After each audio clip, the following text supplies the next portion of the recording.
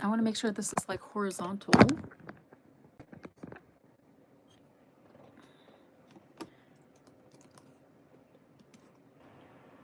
I actually, wait a minute, I pushed the button to go live by accident because I was trying to test to see how I can make it go horizontal on my phone so that I don't have to like go through StreamYard and all this stuff. But let me just check on my computer.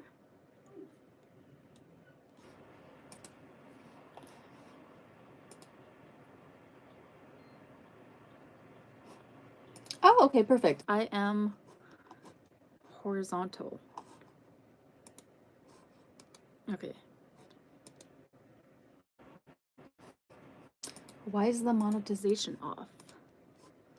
Rude, YouTube. I feel like something is weird that's going on with the algorithm. Actually, in fact, I mean, they roll out so many new changes and stuff so often that I've lost track, but I think they definitely changed the algorithm. I wonder if I can change the title now.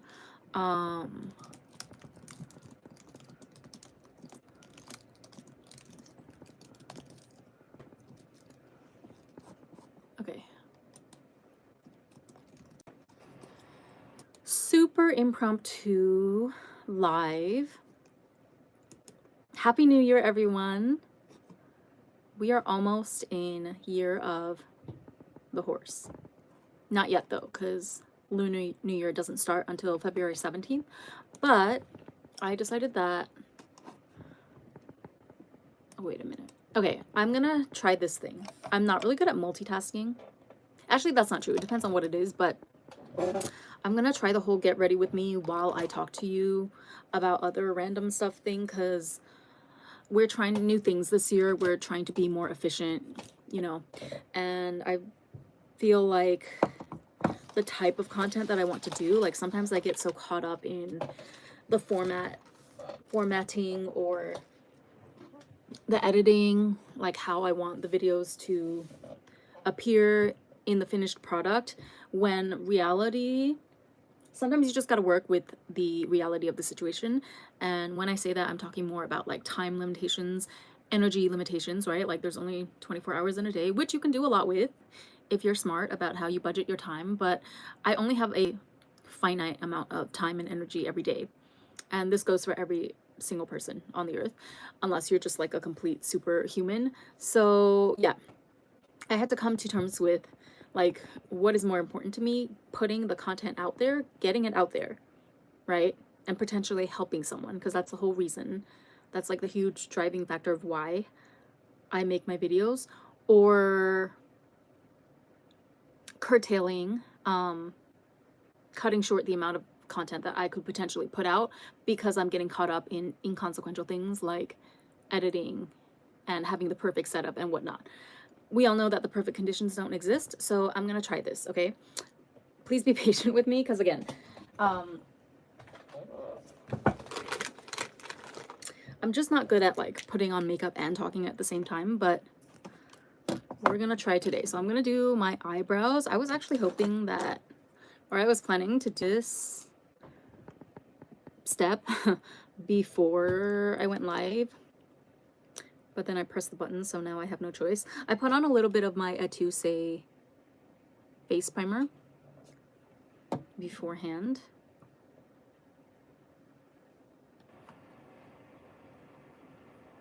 Just on this area of my face, because I can get like oily.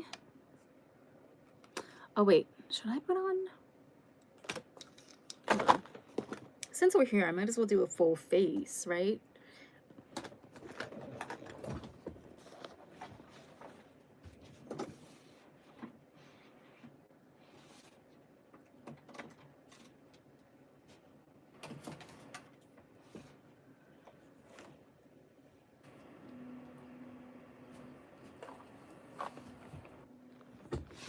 Okay, so now I don't even know where my foundation went, because I kind of rearranged my entire makeup collection. Okay, let me just continue to talk while I look. So basically what happened is that there's this weird leak in my apartment, and I don't know if it was caused like by me or just the overall structure of the apartment. I don't think it was caused by me because I didn't do anything out of the ordinary, but my bathtub, like my entire bathroom, has been clogging up really badly for the past couple of months, really.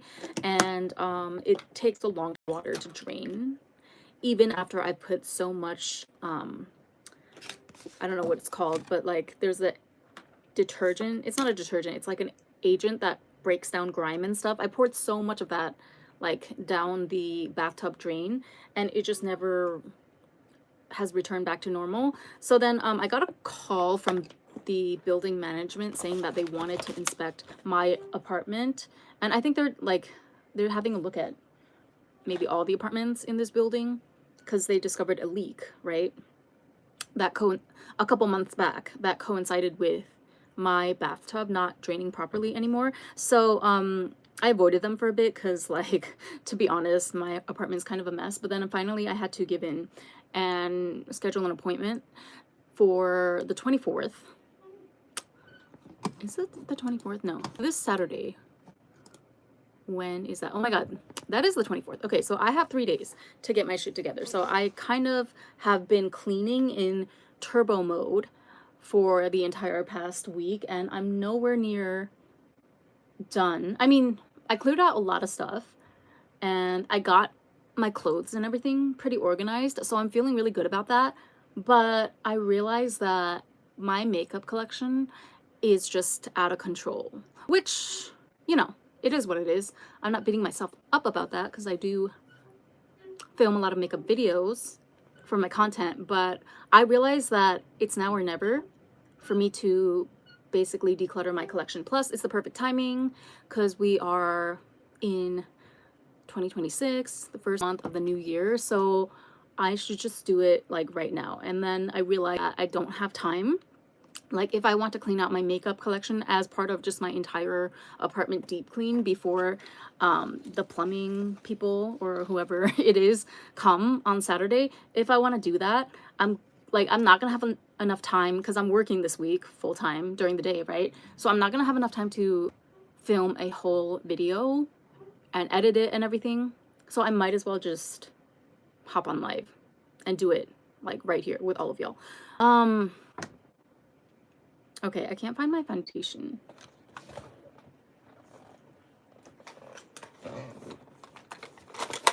Unbelievable.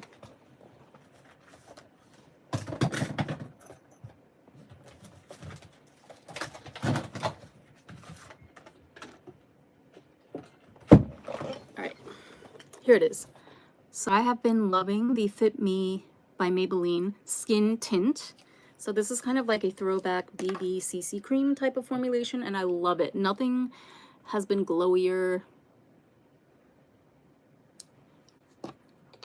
or wears down better throughout the day than this. I went through a lot of cushions, you know, a lot of viral product time, right? Like, they would always just peter out after the first initial week of use. Because that's just the nature of a cushion foundation, you know, there's not that much product to begin with, and I just got tired of having to like try to squeeze the juice out of a half-dry cushion for like 80% of the time of owning that cushion foundation.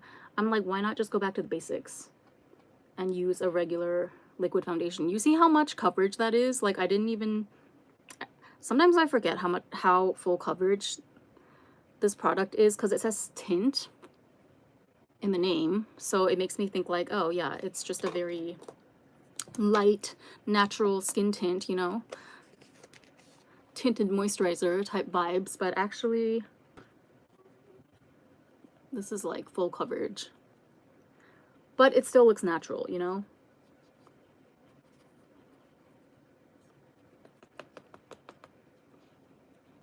All right, let me see, are there comments on here? Can I see the comments on my phone? Or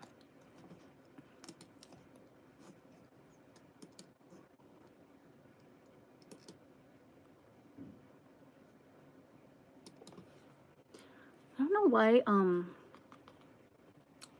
the YouTube default settings are always like not monetized, and then don't replay the comments when the stream is over.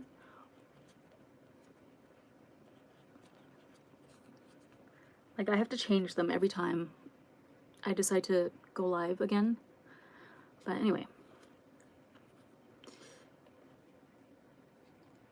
Okay, so look at that. So dewy and bright. And hold on a second. Eli Lily, good morning. Now, why can't I see your comment on my phone? Is it here? Okay, live. Okay, now I can see it. I just had to, it was hidden before. Yeah, so, oh my God, what do I want to talk about? I feel like, you know what? I'm gonna do my eyebrows and then I might just go straight into the decluttering, because I know you're all, you know, once I say that, now you're all like on the edge of your seats. You want to see me go through my entire collection. It's very satisfying. I totally understand. I definitely love those like 4-hour or 6-hour declutter videos myself. I put them on as background noise sometimes, but let me just like get some semblance of a face together first, and then we'll declutter, and then depending on like how much energy I have left, I'll finish my face or whatever.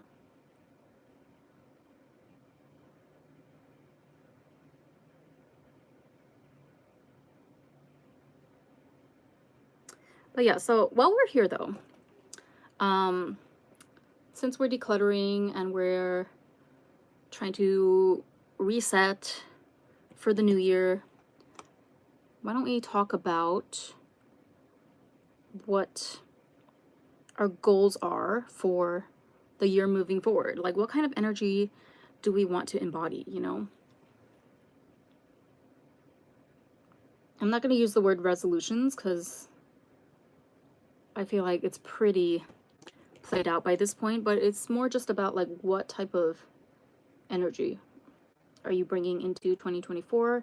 What are you focused on? So I know for me, I am going to be laser focused on improving just my overall circumstances in life. And that, if that means making tough decisions and being like super strict about my resources, mainly being time, energy, and money. So like time and money, mostly those two. I'm going to be super strict about how I allocate those resources this year. And when I say strict, I mean like I'm not entertaining people. Okay, I'm not going out of my way to spend money or meet up with people that, I'm sorry, but I can't see any tangible benefit that they could bring to my life, if you know what that means. And it's nothing personal, you know, but the thing is, I just feel like, okay, you know what I think is a good habit to make myself do? So I'm going to hold myself accountable first to see if I can do this. And then, yeah, I'm going to challenge you actually, if you want to continue on this level up journey with me. I think what we should do is that we need to do an audit of like every social event that we go to this year. How does that sound? Like everything that, every outing or social event or like lunch meetup with a friend, something that costs, something that requires you to really like budget money and time beforehand and then expend it on a certain person or event.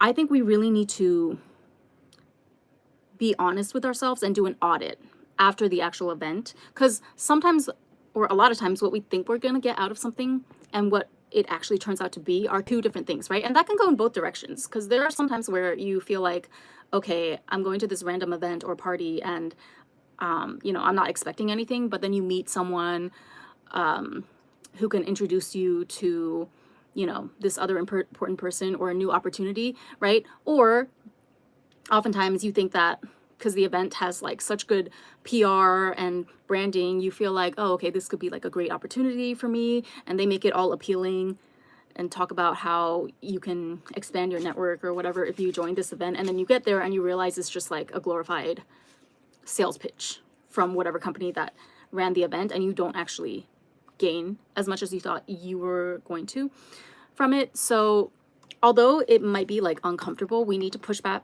past that discomfort and audit our events and social outings this year. Hold on, let me just catch up on a few chats. Oh my god, why does it disappear on the phone? This is so annoying. Okay,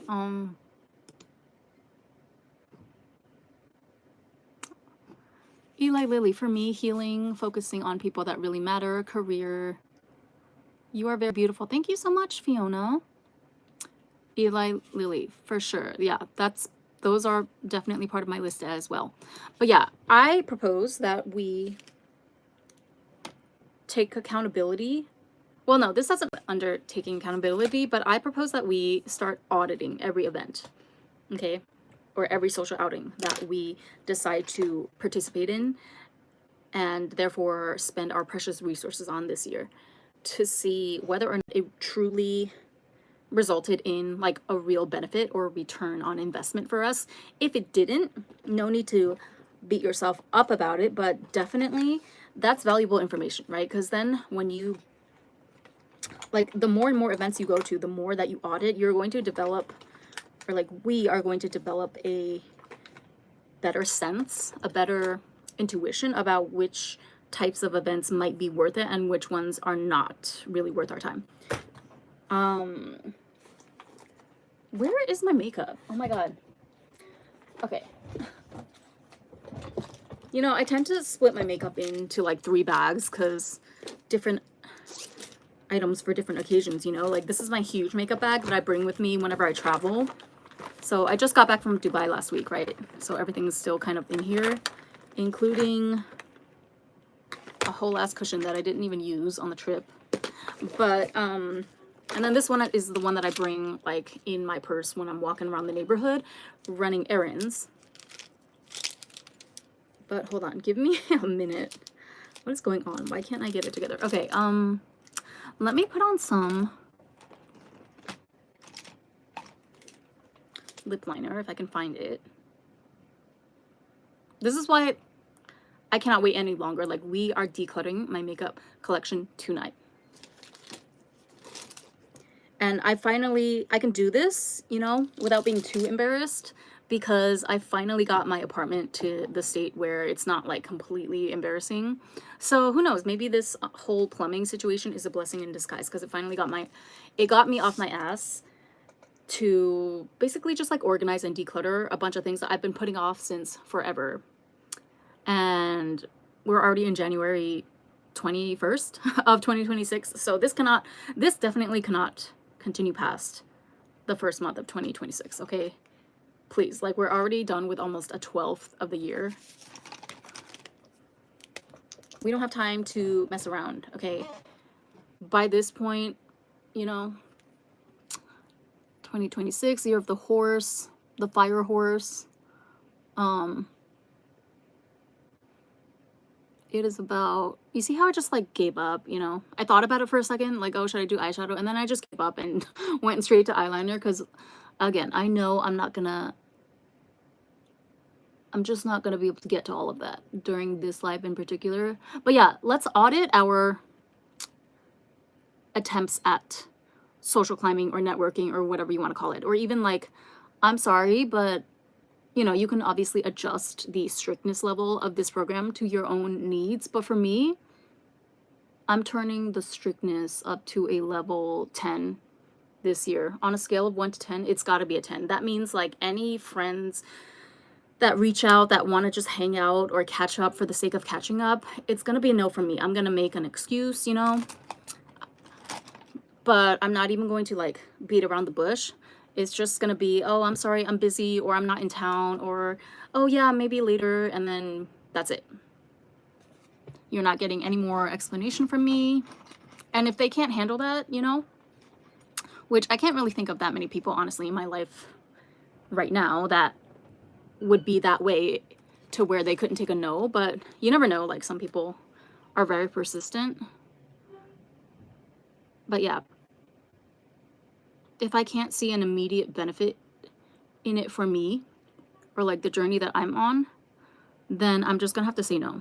And you know, the tests are already coming in. Like the first test has already come. So damn it, I can't show you guys because I'm live streaming on my phone. But apparently this is the most random thing ever.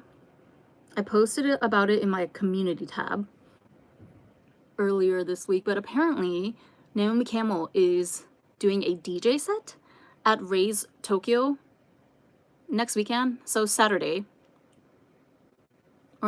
night. It's gonna be from like 11 p.m. to 4 a.m. or something, whenever the club is open. Ray's is kind of like an upscale club in Ginza.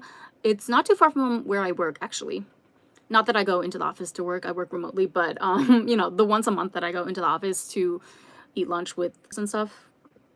Ray's Tokyo is actually inside a department store in Ginza. I've been there once with one of my friends because they were having like, you know what? Honestly, yeah, when I went with my friend, it wasn't like a special night or anything. They didn't have a special guest. So it was only 1,000 yen for, sorry, this is like not stable.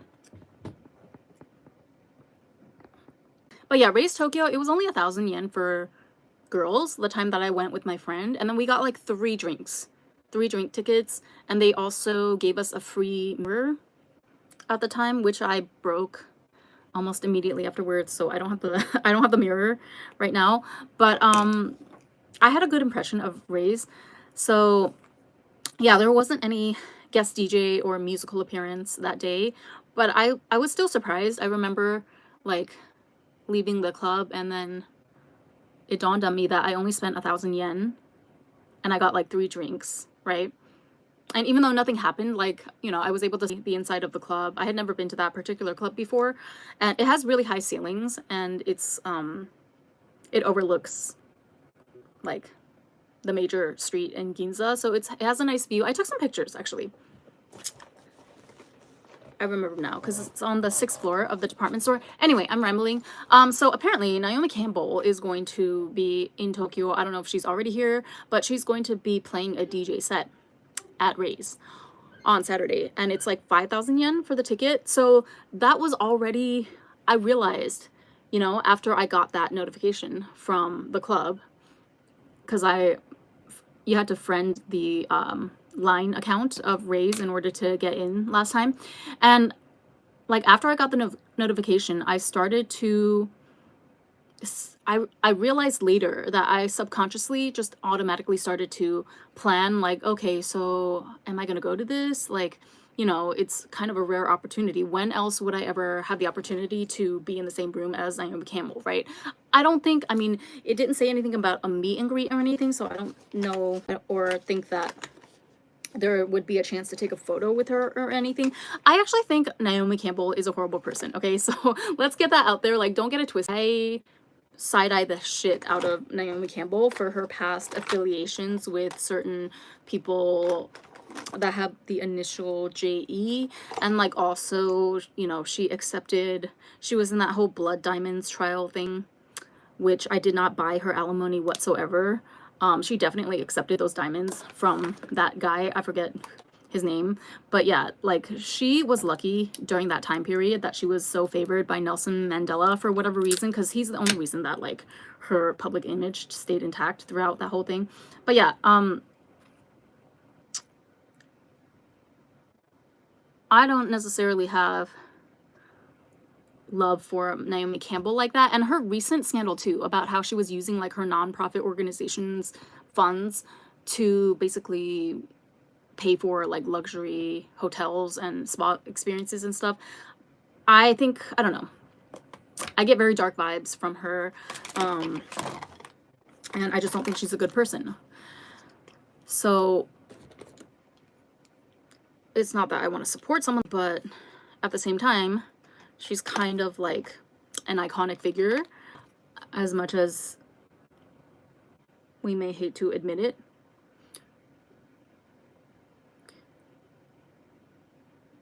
So this may actually only be my one and only chance to see Naomi Campbell in person, right? Is what I'm getting at. So immediately I'm automatically already starting to like budget ahead. Okay, so if well, it didn't say a deadline for when you had to get the tickets by. And also the fact that like Tokyo is kind of like an exclusive space in the sense that, well, maybe not nowadays if you take a look at TikTok, because it seems like everyone is on vacation in Japan. But still, I feel like just geographically, you know, it's kind of like secluded, you know, Japan, it's far away from obviously the Western countries and stuff. So whenever a popular Western artist or like a very famous Western celebrity comes here, it's usually, it's like a good kind of opportunity to be with them in a cozier setting than it would be if I went to a certain, like, let's say a certain artist came here.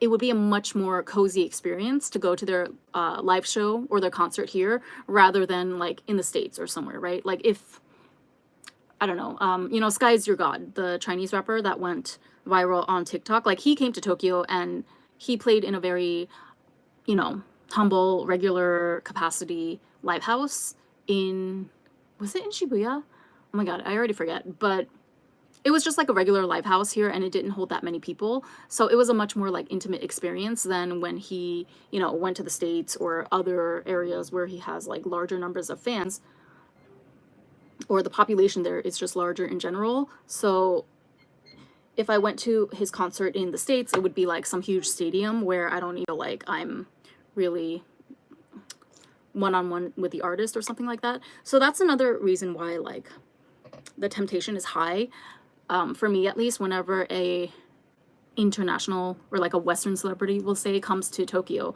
Like I always feel like, okay, this is, you know, it's a good chance, right? Because I'm in Tokyo and you know, the ticket prices are also relatively cheaper here because the yen value is lower. And it's like, when else would I get to interact with this celebrity? But then I really thought about it, right, for a second, and I was like, okay, but would you rather spend, like, do you really think about it carefully? Do you really find it worth your money to spend 5,000 yen to see Naomi Campbell debut as a DJ or whatever? First of all, when I saw that poster, I was like, okay, wait a minute. So what timeline are we on now? Because I can't even keep up. I guess her nonprofit thing didn't work out because like they banned her from being the chairwoman of any nonprofit organization for like, I don't know, was it 5 years, 10 years or something after that whole scandal came out about her misappropriating the funds. So immediately in my mind, I'm like, you know, kind of cynically thinking, okay, I guess she's looking for like her next bag to tide her over until she can gain public favor again, right? And what better place to come than Tokyo, of all places, where they're not exactly like up to date with the latest discourse about someone like Naomi Campbell. Like people in Tokyo, they just hear that name and they think, oh, international supermodel style icon, right? That's pretty much the end of most people's consciousness about Naomi Campbell here. So it's a safe place for her to come. Sorry, I just wanted to show you, I just hit pan on this blush during my application just now. I don't know if you can see, it's literally like pinpointed directly in the center. Oh my God, okay. I actually look like a human now. Let me find a lip product. Where is all my stuff? I don't understand.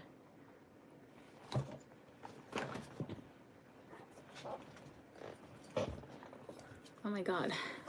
I have 3 makeup bags, you guys. This is a mess. Because like depending on the bag I use as well, sometimes I need to switch out to an even smaller makeup essentials bag, you know? Or maybe I just need to carry around a huge one all the time. But then I'm not trying to get back problems in 2024, you know what I mean? Like Okay.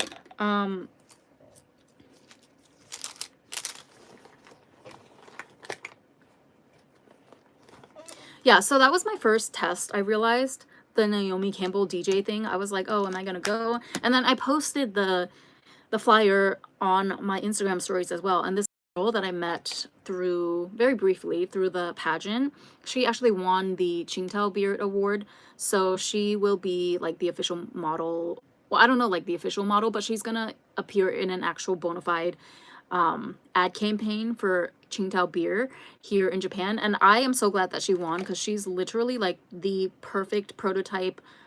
She's half Chinese, half Japanese.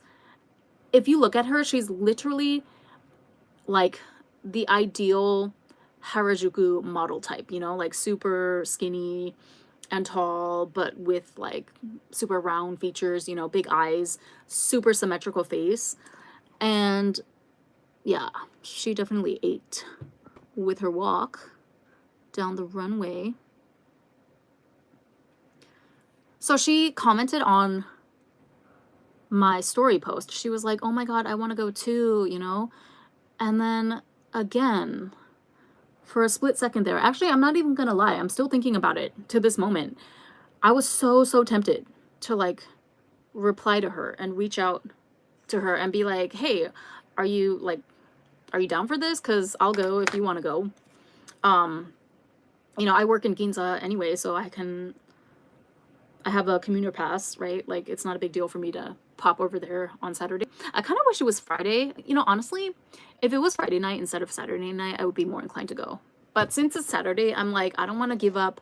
I feel like the weekends and holidays, those are like prime real estate days for time, you know? I want to save those days for important stuff, like income generating stuff, aka but yeah, I'm gonna use this. So Judy gave me this in her latest makeup care package to me. Thank you so much, Judy. It's by Lancome, and it is called the, oh my God, I can't even see.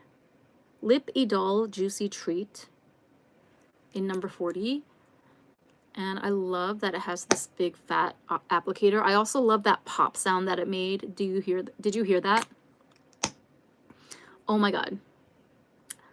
Any lip gloss that comes in this format with like a big old fat applicator and it's angled too, that's my jam.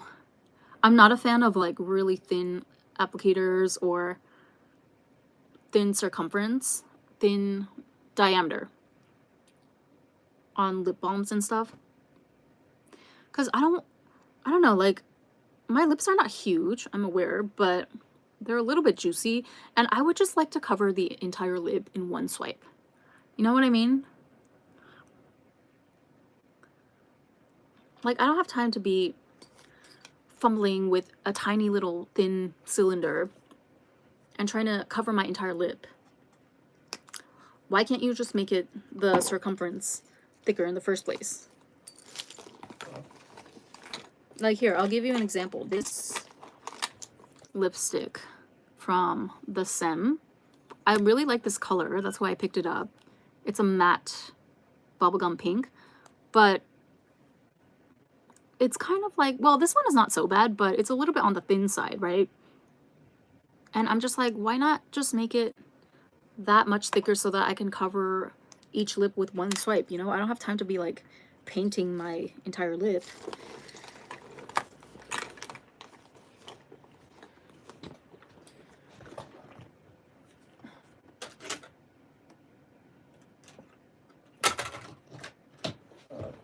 Cannot find anything.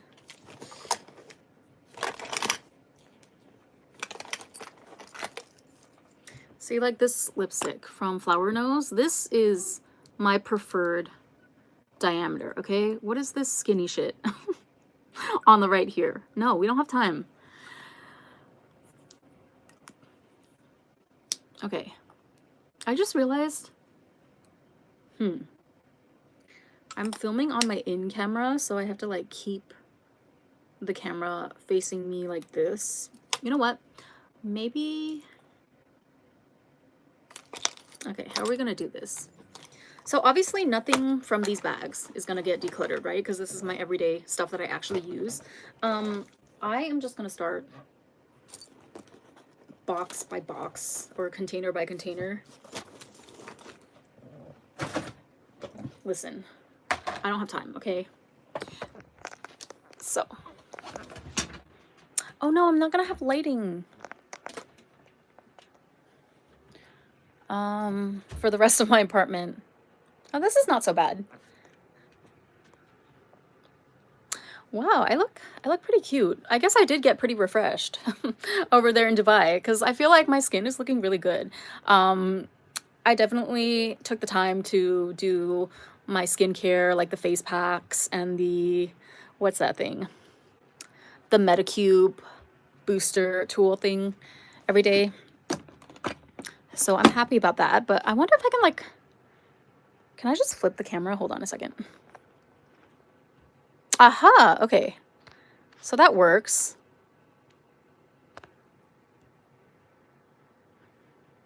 Okay, sorry, bear with me guys. I'm just gonna cover for a second while I, oh my God, am I still here? Am I still live?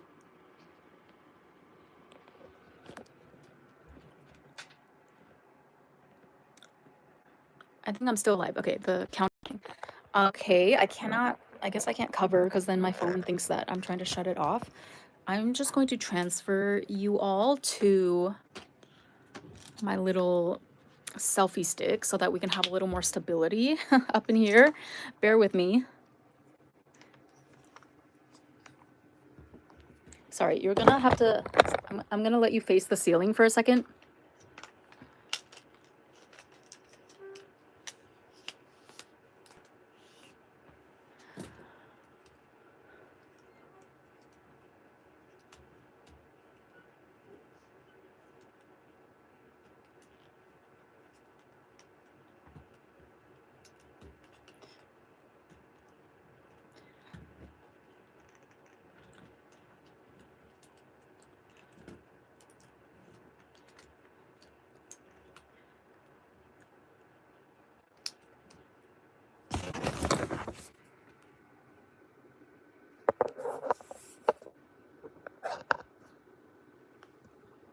Ooh, I don't know if I want you to be this low. You'll see all of Maxine's mess. She leaves an absolute mess every time after she eats, so I have to clean that up as well, but that's just gonna be a matter of like sweeping up the floor and whatnot. Okay, yeah, let's just get started because we do not have time. I don't have time, okay? And I am over everything in 2026, okay? Listen. We are standing on business this year. All right, so I'm gonna start with, see, I already kind of like organized a little bit.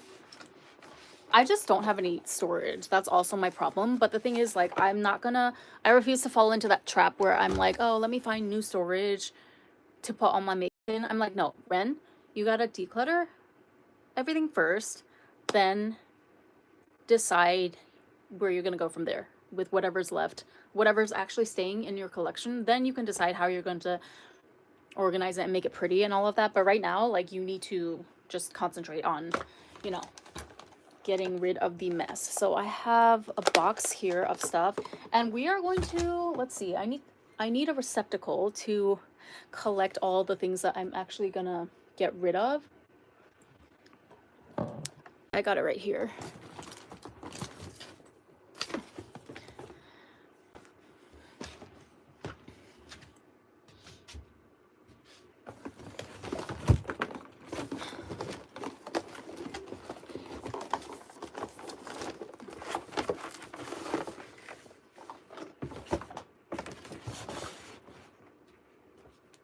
I'm just gonna put it like in this box, and then I guess we can look at it later when I'm done.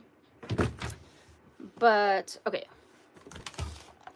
let's start going through just random shit. Let me bring my light over here. I am so sorry.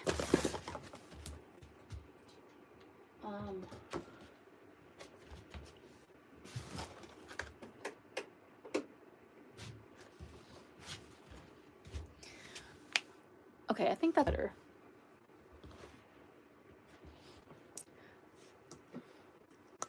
So this is by Fourth Rate Beauty. This is the Chill Sesh eye masks. I'm just going like completely random, impromptu, okay? We don't have time. Like 2026 is the year of scorched earth, okay? It's the fire horse. That means we need to like run as fast as we can in our lane and don't even look back. Don't even worry about the fire that you're starting on the ground below you with the momentum that you're catching. So these are like eye masks. They're pretty good. I've had these for so long though that I feel like the serum has actually dried up, but I'm gonna keep them because they are cute to like pop on my eye every now and again if I'm not in the mood for a full face mask. So I'm gonna keep it because like I know I use these from time to time, so I'm gonna make a concerted effort to finish these up ASAP. Okay, what else? I have, oh my god, so much stuff that I didn't even like open or, oh, you guys, so brands have been sending me like PR lately, mostly Korean brands. It's interesting because they typically contact me through Instagram and like they want me to review their products for a Japanese audience. So whenever you see me doing a random shorts or reels video in Japanese or with Japanese captions for a Korean brand, just know that that's what that's all about. I label them as PR, obviously, but they sent me like this Riedel shot serum along with this PDRN capsule cream, which is like the new hot ingredient, right? PDRN. I don't really see what's so special about it, to be honest. Like, it is very thick and nourishing and all of that, but I don't know, like, I'm so cynical at this point. I honestly feel like they just are writing off of like the slight scandalousness of the PDRN name because it looks like PORN, you know? Like, that's what I honestly feel this day and age. I don't think it's a coincidence. I think it's a calculated marketing strategy. If you put something that looks like PORN on a beauty product, people are going to stop, they're going to be intrigued, and they're going to spend that money. That's just how it works these days in our attention economy. So anyway, they sent these to my way, and I'm definitely going to continue using the PDRN cream because why not? It's thick, it's nourishing. Inside this serum, and you can see that they have different intensities. So 100 is the least intense one, and this one is like 300 intermediate. And I cannot wrap my brain around.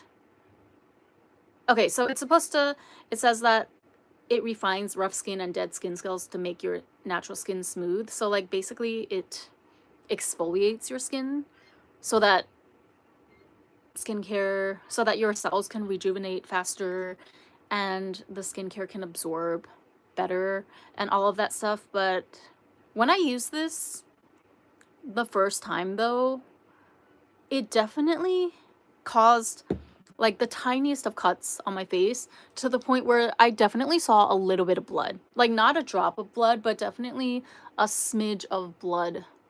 And then also some of my mustache hairs like came off in my hand as I was massaging this into my face. And something about that just deeply unsettled me. And I'm just very distrusting of anything that requires you to put tiny needles in your face. I fail to see how that could possibly benefit you in the long run, especially if, I mean, like, I don't know. Especially if your skin is doing fine in the first place. I don't see how this is necessary. So I'm on the fence about this, but since I just got it, I'll wait. Okay, no, let's speed it up, Bren. No, see, this is the problem. I always I go into every decluttering session for my makeup with the intention of like speeding through and bulldozing through everything. But then when I start to actually, when I declutter by myself and it's not for content or anything, I'm just like cleaning my house, I can get into a mood where I'm very like willing to let go of things and not having Ooh, sorry, my battery's running out. I get into a mode where I'm willing to let go of things for the sake of a clear, comfortable home and all of that.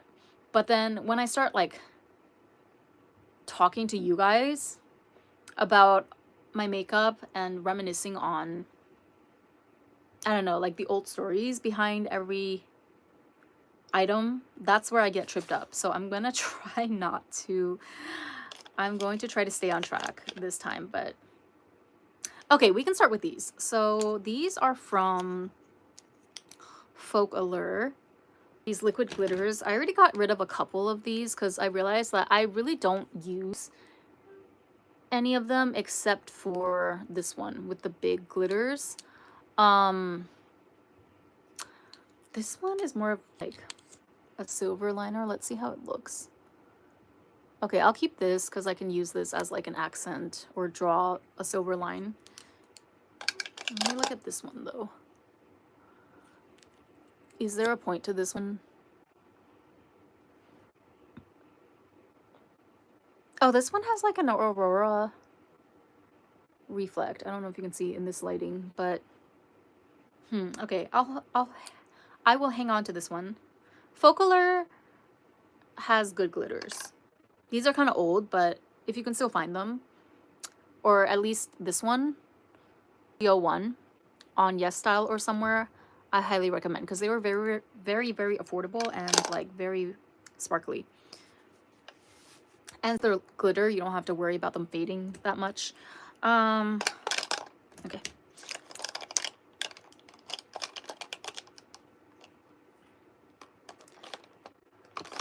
What should I do about these Fenty lip glosses, you guys? I have such a love-hate relationship. This one is already kind of old.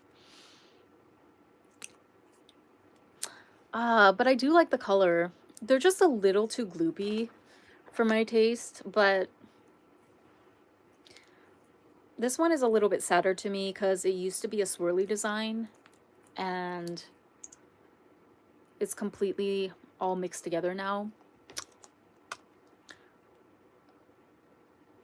But this also smells fine.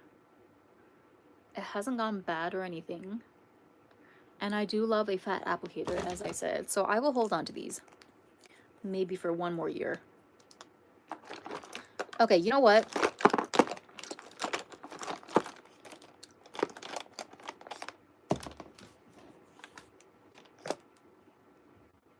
I think I can get rid of this one. Daisy. Because the packaging is super cute, right? I love the star cap because it reminds me of those origami stars that if you're, chances are if you grew up in an Asian household, you made origami stars at some point for home decor. But the formula itself is not that great. It's kind of too sticky for my liking, and it does that thing where it kind of like shrinks on your lip, like it shrinks inside from the edges of your lip. I don't like that. I like wherever I apply the gloss initially, I like it to just stay there for the entirety of the day or however long I wear my makeup. So like for instance, this Lancome gloss is the type of consistency that I like. This one, like, I don't know, for some reason it kind of shrinks. And the applicator is small. Okay, I cannot work with a thin applicator. So yeah, we're gonna say goodbye to her. I feel like, okay, Judy gifted me these, so I feel kind of bad. But these House of Her Moist and Pure blushers. I feel like they did a very, very aggressive PR campaign a while back because I saw so many influencers reviewing these. And to be honest, they're actually just okay. Like most of them, the problem is they're so sheer that unless it's either the darkest color or like the red, it doesn't really show up, I feel like, on the face. For example, Lavender Flush.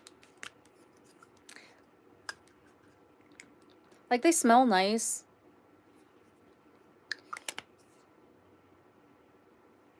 And they feel nice when you're applying and everything, because it feels like you're just, you know, putting some skincare onto your face. But look at how much that shears out. And then usually, like, you apply blush on top of foundation, right? So in most cases, the foundation eats up the color even more. This is on bare skin, so you can still see kind of a tint. But when you apply it over foundation, like I said, the foundation tends to just eat up all the color. I found that the lavender shade in particular, it just was not really giving anything on my skin tone, at least. Damn it, this is so hard. I feel bad because, you know, Judy gifted these to me, but I might just hold on to... Yeah, I think I need to make myself pick just 1 or 2 colors and then get rid of the ones that I don't use. Okay, I'm gonna keep this one, Deep Plum, because this is actually like a color that shows up even after it shears out. And I guess this one as well, Cherry Blossom, because this is kind of like my standard powdery pink that I go to. I'm going to get rid of these, okay?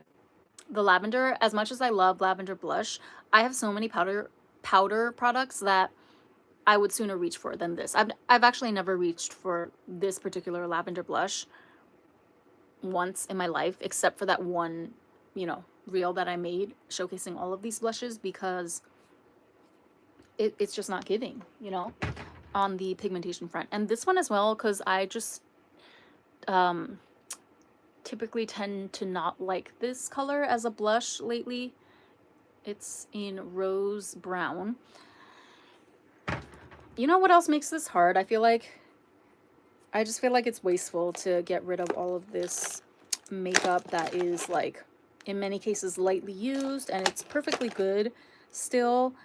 If you guys like lived around me, I would totally, you know, be up for meeting up with you and passing off my decluttered makeup to you if you're okay with slightly used stuff. But since you guys are not, you're from like different countries and stuff, it's not practical, right? to ship my decluttered items to you. This lipstick, I'm on the fence about. I just got it not too long ago.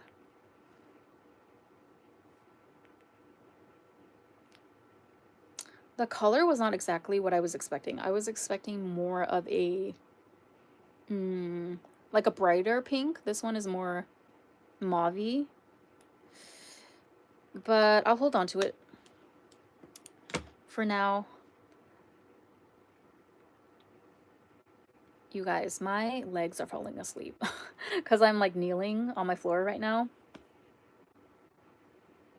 Oh my god, and I need to plug in my phone because it's running out of battery. Okay. I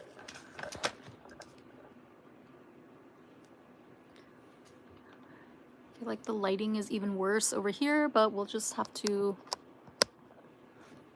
work with what we got. Hold on, let me wipe off my hand.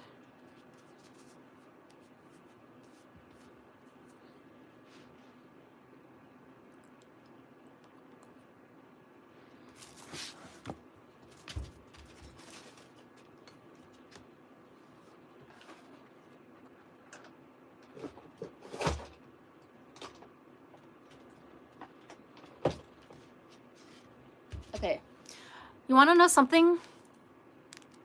I feel bad because I like this brand. I like Nivea, but it turns out that their tinted lip balms are not really my speed. I typically don't really reach for these. And yet I've been through like more tubes of their regular clear lip balm than I can count. So clearly I have a preference and it's not these, so I'm gonna get rid of them. Even though I probably sang their praises at some point on my channel. I think, you know, depending on what you're looking for, if you like this type of a product, this is a good choice. If you like a tinted lip balm. But for me, I found out that I'm the kind of person that I prefer my nourishing lip products and my products that give me color to be like separate, basically. So I'm gonna get rid of these.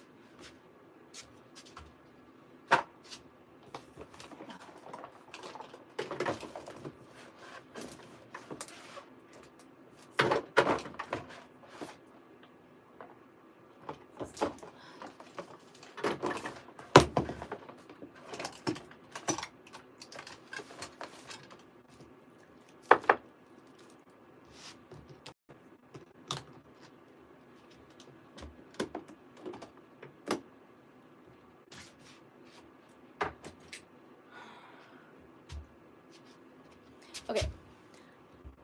I realized that, sorry guys, I'm so absent-minded. I realized that the box is actually full of items that I mostly already decided that I'm keeping. So we're gonna move to this one over here.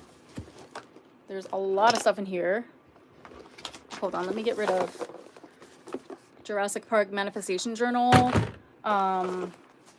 Okay. We got a lot of makeup here. So let me go through these. Ooh, this one is gonna be hard as well. I don't like this. Okay, no, but I have to push through.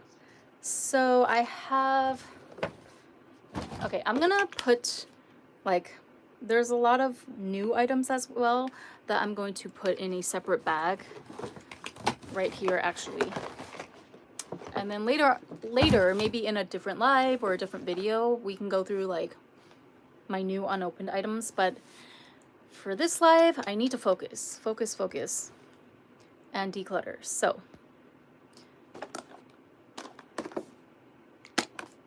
Odin's Eye, Planet Spirit, keeping that. I'm probably keeping all of my Odin's Eye palettes because they're really good quality. The color stories are very diverse and interesting, and they have pretty much covered every shade in the rainbow as far as I'm concerned, so I'm into that. Okay, this one for sure I can get rid of. This is the Juicy Soft Shell Cheek in Sweet Cherry Blossom, and I never reached for this like even once after I initially got it. The only reason I got this is because I liked the Diamond Shell Highlighter. This one is in Moonlight. Okay, I'm not gonna like read every single brand or shade name anymore because I feel like that's taking me a lot of time. But yeah, I liked the Juicy Highlight when it first came out, and then later on it went kind of viral. So then that's why I decided to go ahead and pick up one of their blushes later. But it's very ashy and doesn't really give much. Like, well, you can't see because the lighting is bad, but just trust me, there's like nothing there. So I'm not into ashy mauvey cheeks lately, if you can't. I'm all about the pink cheeks. 99% of the time it's gonna be pink, and the other 1% of the time it's probably gonna be either lilac or red. So, and it's so interesting because like when I first started to make makeup videos on YouTube, I was really in more of like a coral era. So I would have coral cheeks, and I was into like the NARS Orgasm shades. But nowadays it's all about the Barbie pink with me. And I feel like part of that is also, sorry, I think my cat just did a somersault. But I think the return to pink is also part of, you know, healing my inner child and whatnot, my inner little girl. So I think pink is a very, very good color to come back to if you're trying to reconnect with your femininity and all of that. Okay, this is pretty old, but it's just like hand cream, which I actually need as much of as I can get. during the winter. So I'm going to keep this because I know I'm gonna continue to use this, but I gotta like put it out somewhere. Okay, we're getting rid of Juicy Cheek.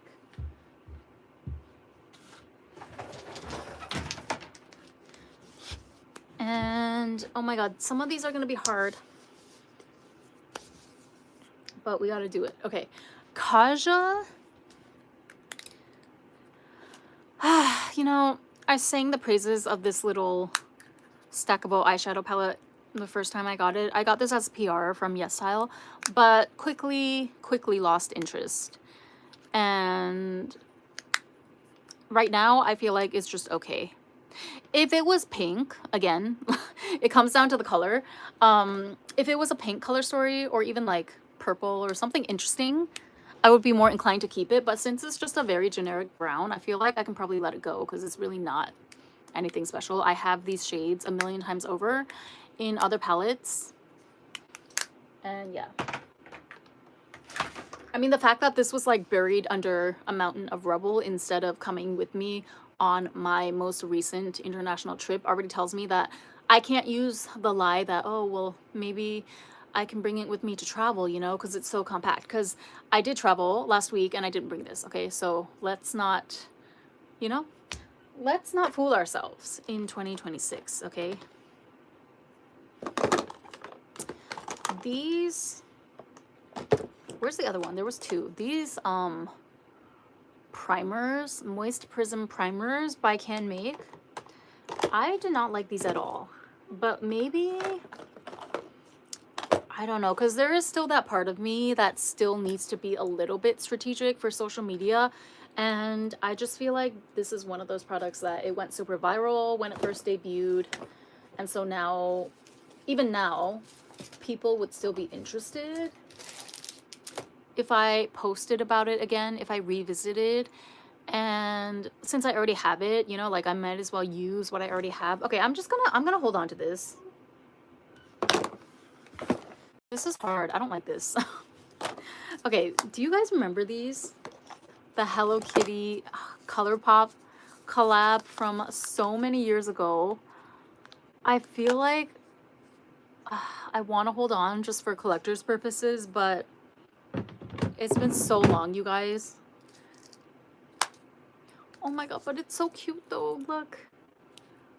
You know, do you remember when ColourPop had the Animal Crossing collection? I think I reviewed those as well. And then at some point I decluttered all of the quads. And actually to this day, like once a week, not once a week, but from time to time, I still think about those quads because they were really good. So that's my fear with getting rid of these. But you know what? I already got rid of, oh wait, no. It's still here. I thought I got rid of the pink one, but it is still here. Okay, pink, blue. You know, these blues are fire.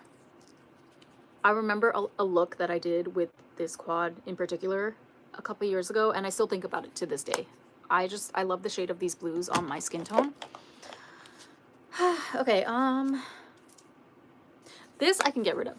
The Hello Kitty blush, because this is like that neon pink shade that I feel like is very unflattering on my skin tone. So I'm gonna get rid of the blush.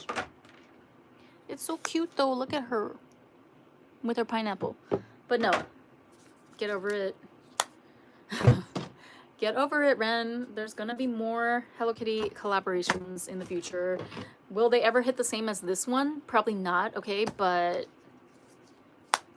get a hold of yourself.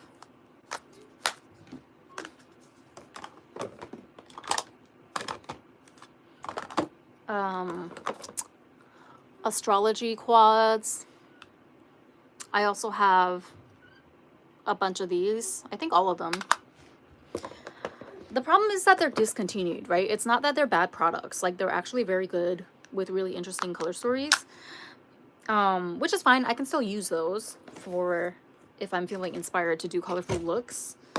But yeah, the problem is that I really cannot, like, you know, even if I recommend it to you, you're not going to be able to buy it. So, but Again, that's one of my things that I'm trying to like reprioritize my priorities this year. I don't want to just be a slave to the algorithm and only put out content for the sake of like, you know, trying to ride the wave, the virality of new gimmicky products. Like, that's not how I want to live as a content creator.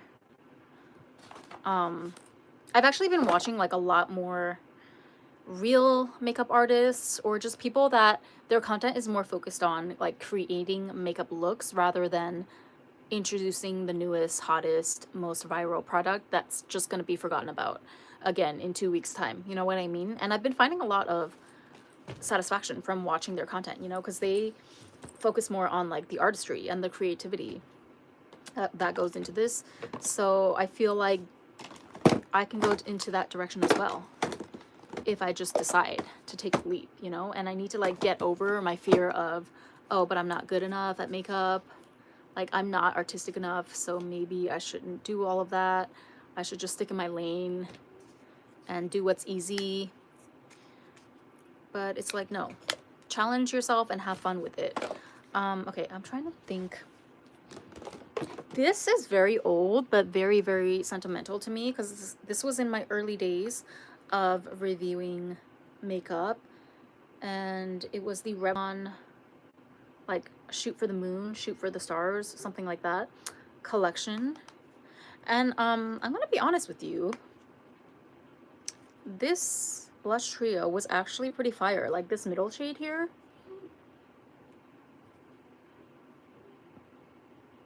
okay, you can't see because of the lighting, but it is a standard pearly pink.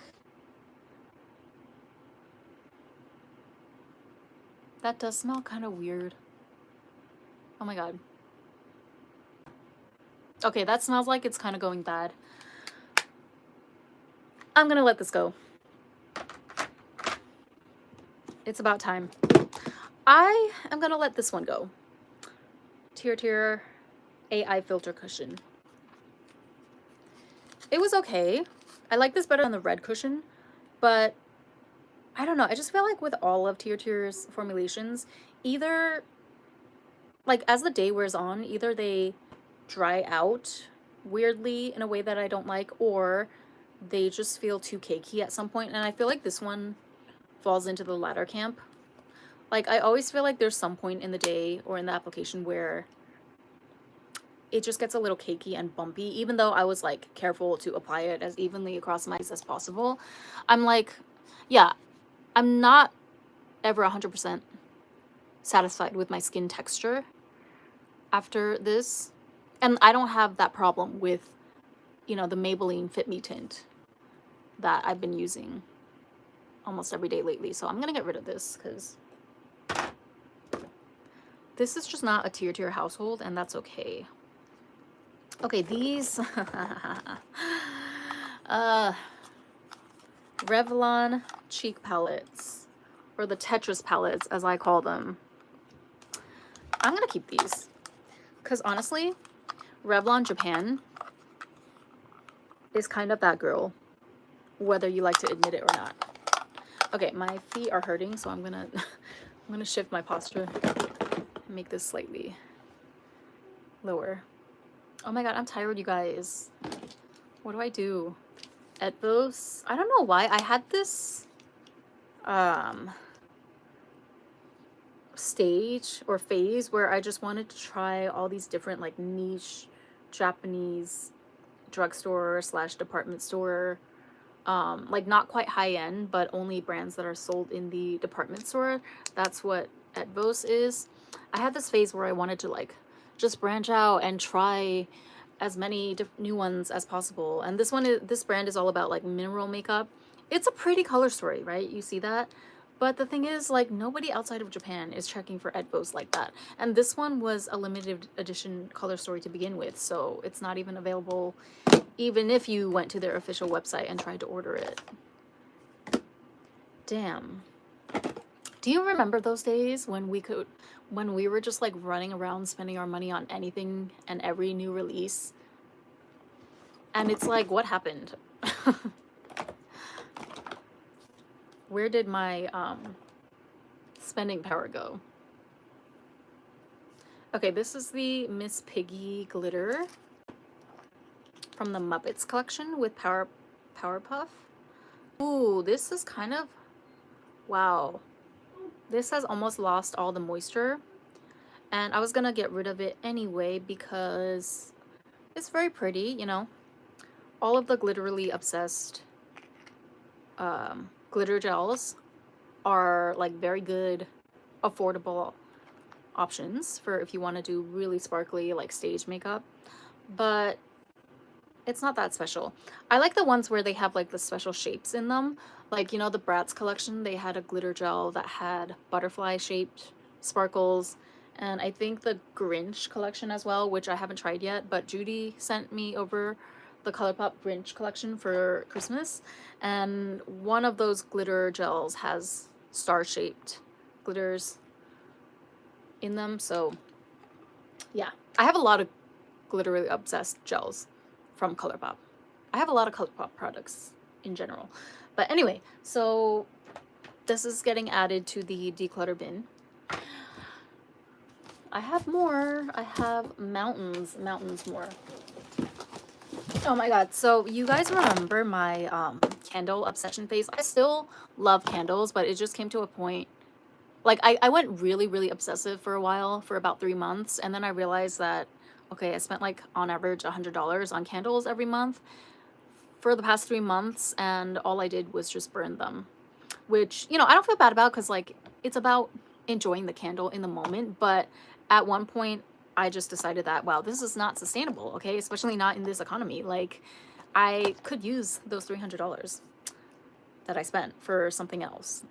So from now on, if I feel the itching to burn a candle, I'm only going to get them from the 100 yen shop. Okay, we are only burning Daiso candles this year, unless we have some sort of gift card or someone gives us a candle as a gift. I'm not gonna go out of my way to buy candles for, like, I'm not spending more than 500 yen, or even like, crap, 300 yen on a candle, because it's just not, you know, that's not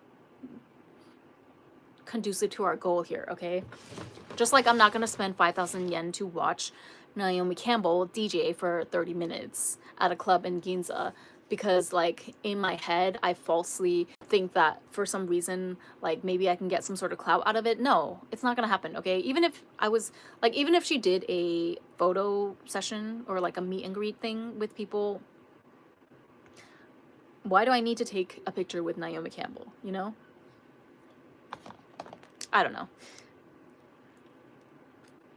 Let me know if you're like resonating at all with what I'm saying, because I'm just kind of using this as kind of like a hybrid physical decluttering as well as, you know, mental decluttering therapy session for myself. So please let me know like your thoughts as we go along. But yeah, back to the candle story. So during my phase of burning candles, this is embarrassing, but I didn't even realize until now how many of my makeup items, or like my eyeshadow palettes in particular, that I happened to spill candle wax on accidentally as I was trying to move throughout my overly cluttered apartment. So this is like the Daisy Sakura Blossom palette.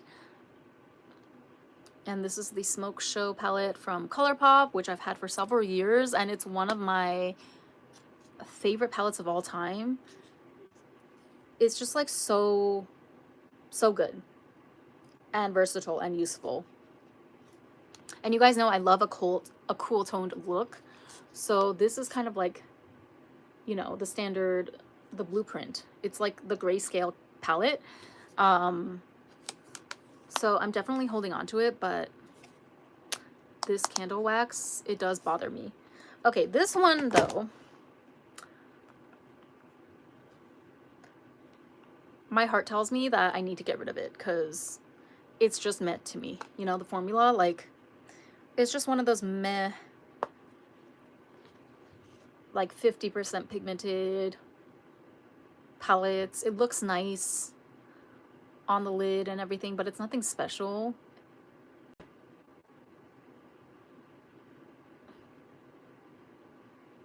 and I'm hesitating. I'm annoyed because this cost a lot of money. I feel like Dayseek is overpriced, okay? Especially here in Japan, because you know they mark up all of the Korean beauty brands here because they are technically imported.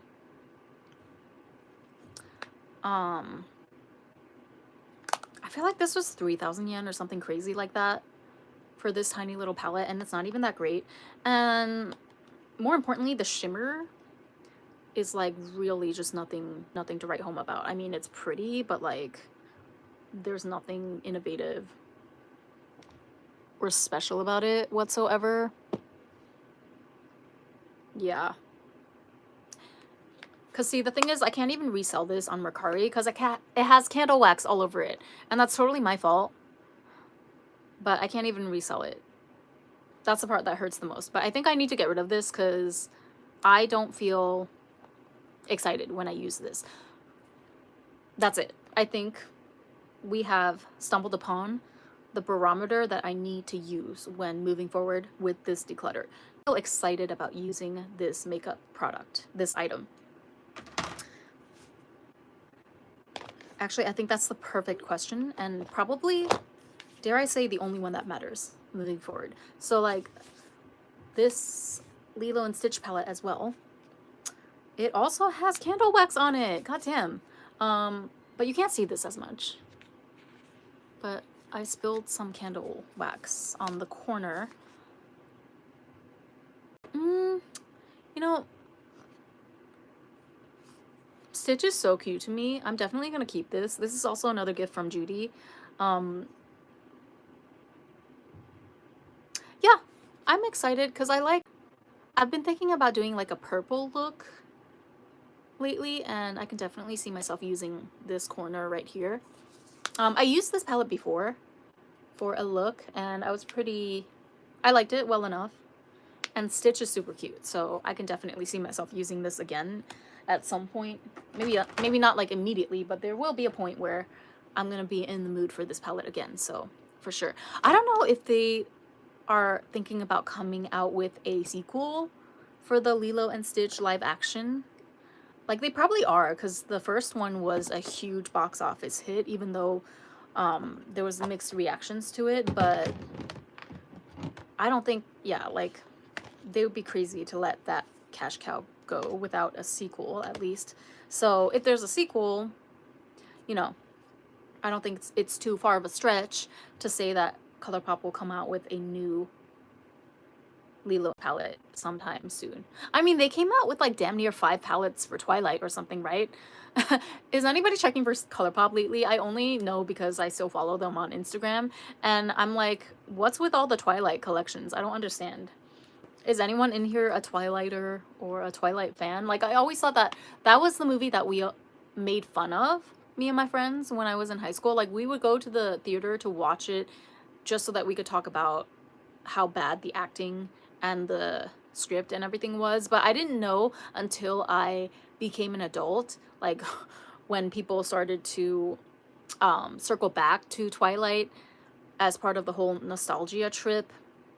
I didn't know that there were actually unironic fans of the movie, which, you know, I'm not knocking it, like whatever, we all liked stupid shit when we were younger. But I was just surprised because I thought that we all watched Twilight for the purpose of making fun of it, but I guess there's people out there that genuinely like the series enough to where ColourPop is doing like multiple collections. It seems like doing a collection per movie, which I don't even know how many there were in total. But anyway, Bon Voyage. This is an older one.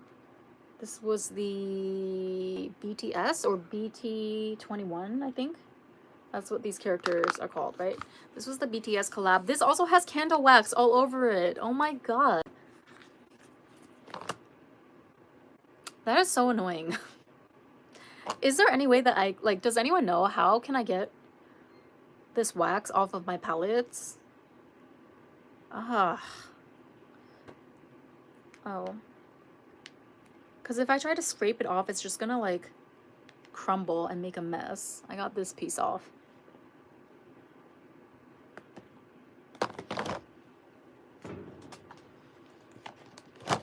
But yeah, I like the, you know what?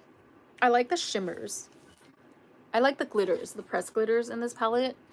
Um, like this one and this yellow one. I think the yellow is pretty unique because you don't typically see a canary yellow pressed glitter. I thought about depotting just the glitter colors that I like, because I don't really, I mean, it's kind of just a standard rainbow palette, so I like the colors, but I don't really reach for it. Because I don't think about doing a rainbow look every day, right? But if I were to, I was just thinking to myself, like, if I depotted the three pressed glitter pans here, I would probably be more inclined to use it more often. But anyway, this is a classic, so I'm gonna hold on to it. Ooh, this one, see, I have so much makeup that I haven't even had time to get to.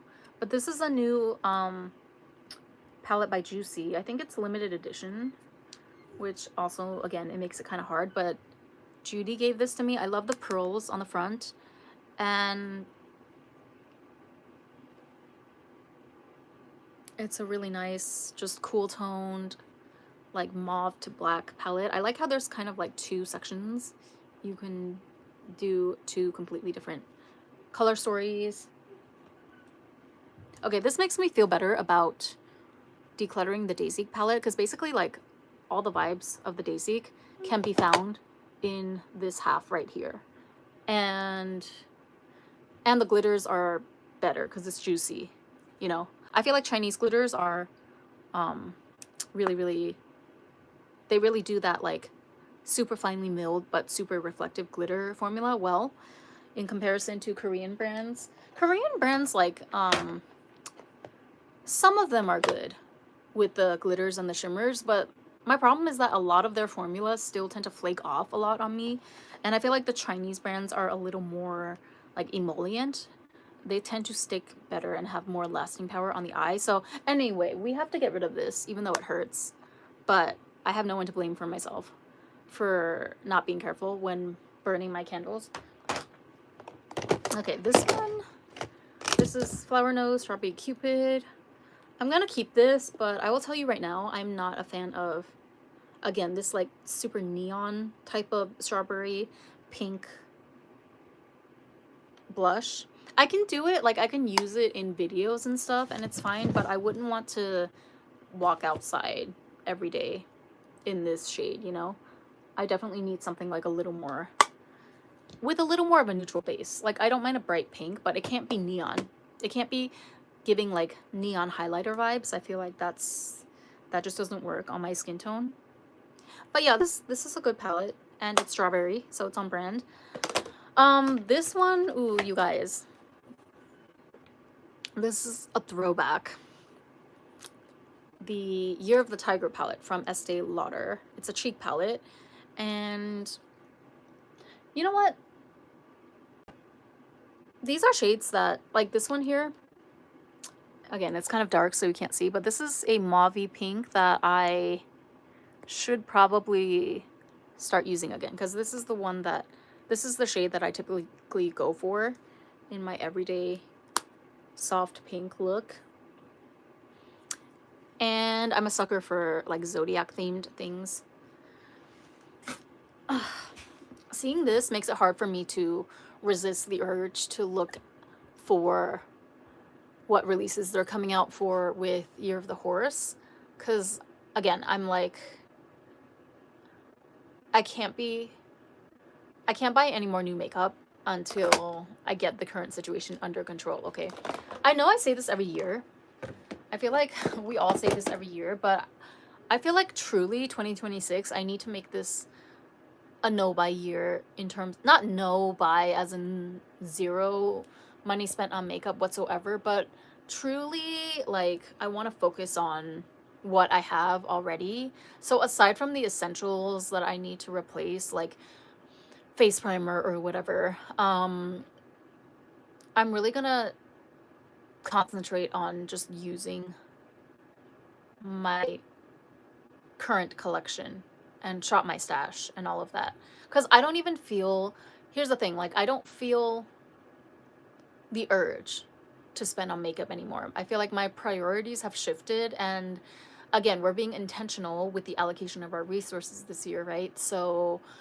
there's like so many different things, like more worthy things that I would rather spend my money on at this point in my life. If anything, like I would rather spend on travel, okay, than $300 on a makeup spree. Why not put that towards a plane ticket to Thailand? Or, you know, I've never been to any country actually in Southeast Asia, so why not just take that money and take myself on a trip to Thailand or Vietnam or wherever.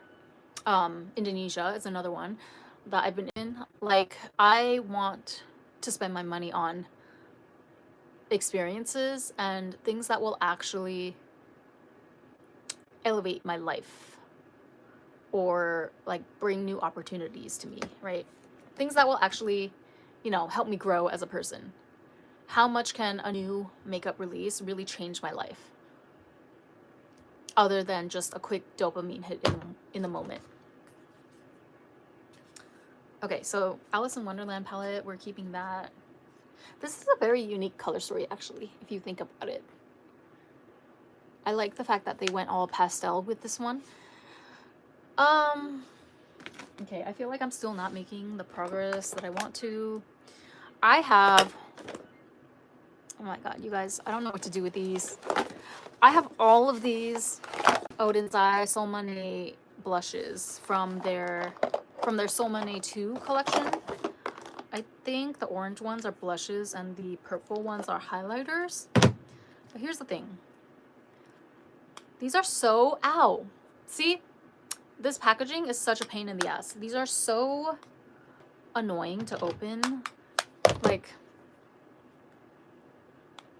I thought about depotting them at one point and then realized, why would I spend my time doing that when I have a bunch of other makeup that I can just very easily use. Yeah, I don't like an orange blush, you guys. Not at this point. Maybe like 7 years ago when I first started doing YouTube, and for some reason I was all about the coral. But these days, like, I haven't touched an orange or a coral blush in years at this point. But what do? I feel bad because these are like perfectly fine, full-sized blushes. But look, they're all orange. Why are they all orange? And the packaging is such a pain in the ass. Like, it's big at least, you know. I like a big pan, especially for blush. It's very satisfying to swirl your brush around in that, but oh my god, look, I actually attempted to depot these at one point. I forgot. And then I realized that I didn't have any palettes that actually fit this size, so I gave up. And Odin's Eye is like not a sought after brand in Japan whatsoever, so what I can't even, like, I can't sell them on Mercari, right? Look, it's all orange. I don't remember all of these being orange. I thought there were a few pinks, because that's what I was doing. I was trying to look for the pink shades so that I could keep those, but these are all orange. You guys, what is going on? Is this like the Mandela effect?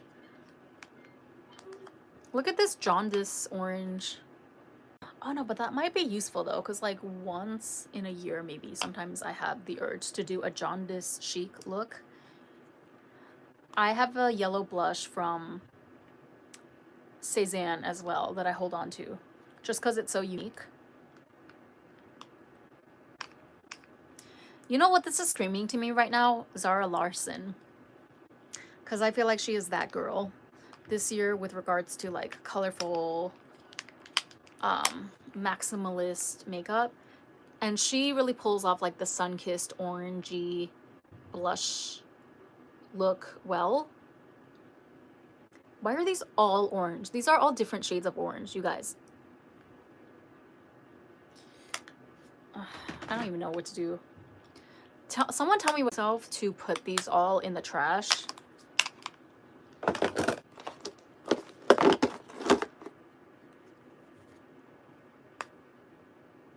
And then these highlights that all developed hard pan after the first like 3 swatches that I did. I hate packaging so much. Like my fingers hurt already from prying each one open. Ah! I'm in the trenches right now. This is literally like makeup decluttering is also a form of spiritual warfare. That's the only conclusion I can come to at this point.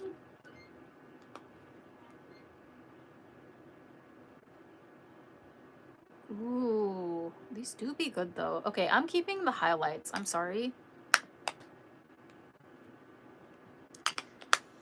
But, okay, you know what? I'm keeping these. Maybe I'll find a girl in the pageant organization that I'm in. Maybe I'll go find some young girl that would be happy to take all of my random Western makeup. But I just feel like I cannot waste these, you know? It's so much product. And it's good quality. It's just that I don't like orange, you know? But that doesn't mean that they need to be thrown out, right? Okay. Let's move on to... Actually, hold on a second. Can you give me like 2 minutes so that I can wash my hands? And then we're gonna move on to another area. And I have just in my lap the Alice in Wonderland Bobbi Brown palette. I'm gonna be honest with you, this one is just okay. I use the same 3 shades over and over again. I use these 3. 1, 2, 3. And it's not groundbreaking. I do like this shimmer, you know, this coppery metallic shimmer, but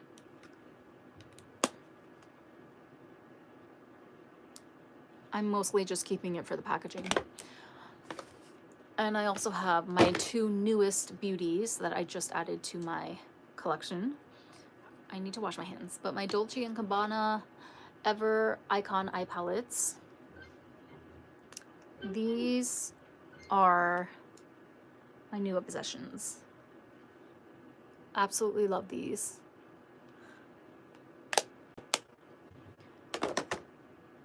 Great decision. Great purchase. Okay, I'm gonna wash my hands. Give me a second.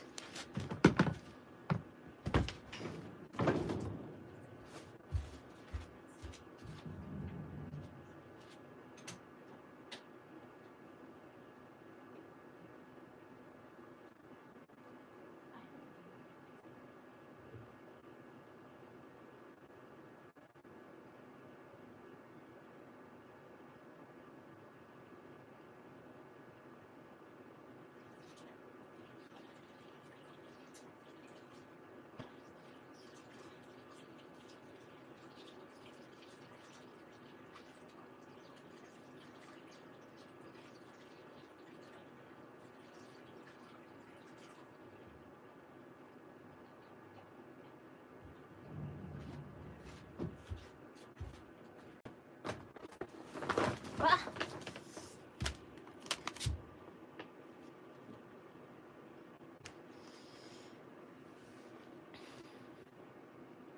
You know, I have the urge to snack on something, but I'm gonna fight the urge and replace that with more decluttering, okay? That's the trick when you find yourself wanting to snack in the middle of the night. You need to find another productive activity to channel that energy into and to make you forget about your cravings. So, oh shit, I hope that, okay, I have to unplug my phone, but I hope it doesn't run out of battery now. We're gonna move over here, okay? So, brace yourselves for the mess that you are about to witness, but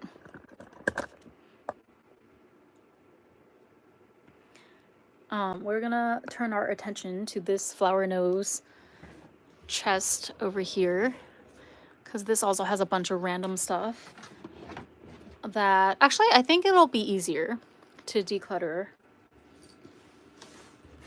some of this stuff.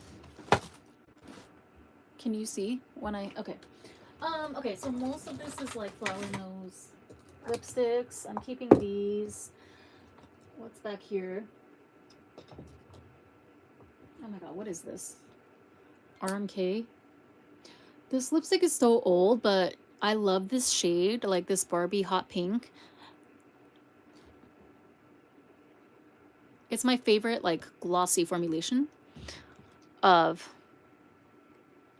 this shade in particular, so I'm gonna keep this. And it hasn't gone bad either. Okay, let me see.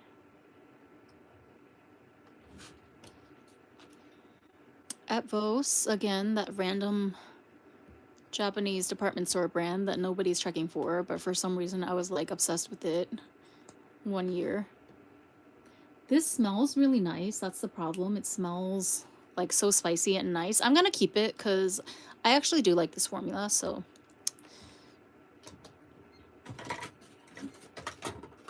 Okay. ColourPop Fresh Kiss lip mask. I actually do enjoy using this at night. However, I wouldn't repurchase it. This was gifted to me by Judy as part of her Christmas package to me. But I used a lot because my lips actually got super chapped and dry. I don't know why, like what was happening, but it was so irritated for like weeks on end. So this actually really helped me through that difficult time. So yeah, I think I'm gonna make an effort to finish this. Why is it not focusing? I'm gonna keep this. I am gonna get rid of these, okay? These were on some BS. This was the Kate, one of their special collections. I forget the name. It was like matte or something, Kate matte whatever collection. And these are matte lipsticks. I'm not a fan. They look fine when you swatch them, but I don't know, they just made my lips peel. And they look all gunky every time I try to apply. Ooh, but I might like that pink color though. Oh no, what do I do? My brain is doing that thing again. Where it's like trying to convince me not to get rid of anything. I need to stop.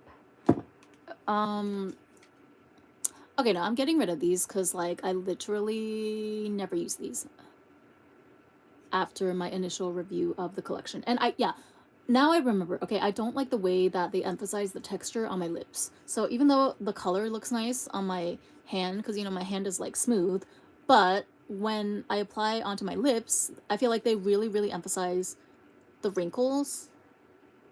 So I'm gonna get rid of them. This is so cute, and I know in my heart that I should clutter it because it actually burns my lips so bad. This is the soju bottle lip plumper, and they recently came out with the same packaging except just a nail polish, no, not nail polish remover. They came out with a nail oil in the exact same packaging. So I was thinking to myself, like, if I want to just have fun with the packaging, maybe I can just pick up the nail oil and declutter this one.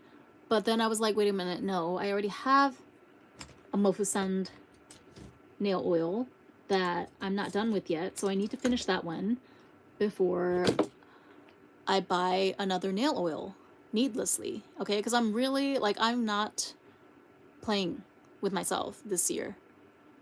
We are running a strict program over here in many senses of the word, but I'm gonna keep this because, like, it's cute and novel, and you really can't beat this packaging. Yeah, it would haunt me in my dreams if I got rid of such cute packaging for no reason. This Duo by Fenty, do you guys remember this? You know what? I can see myself using this again. So I'm gonna keep this. I can definitely see myself using this pale pink. Yeah. Okay, we're keeping that. Wow. Why can't I get rid of anything? Flower nose blushes.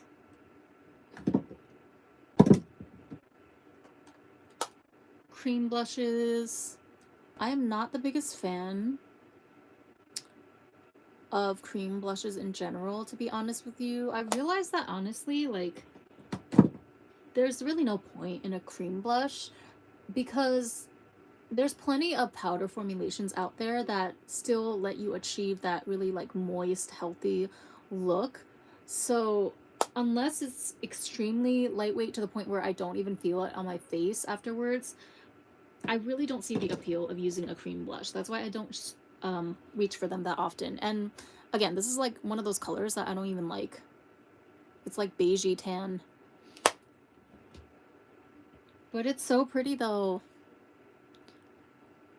Flower Nose is another one of those brands that's kind of like on my shit list. I don't want to say shit list, but they're kind of in timeout for me right now because they keep releasing like literally the same color story over and over again. Yes, the concepts are cute, but I don't know. I just feel like Flower Nose plays too much in our face sometimes with their social media activity, like the way that they send all this lavish PR to certain people, and it's like, okay, but your stuff is not exactly cheap. Like for some people, they have to save up to even purchase one item that they want from Flower Nose. So I'm kind of over it. You know, no hate at all, obviously, to any of the influencers that review Flower Nose, but it's just like, okay, unless you receive PR, unless you receive the whole collection in PR, and you're like getting paid to review it as your job, I don't see, yeah, like the novelty has really worn off on me, and it's just not that enjoyable to me anymore. These are some of the older palettes from the, what was this, like the Mermaid collection? Midlight Mermaid, Moonlight Mermaid, something like that.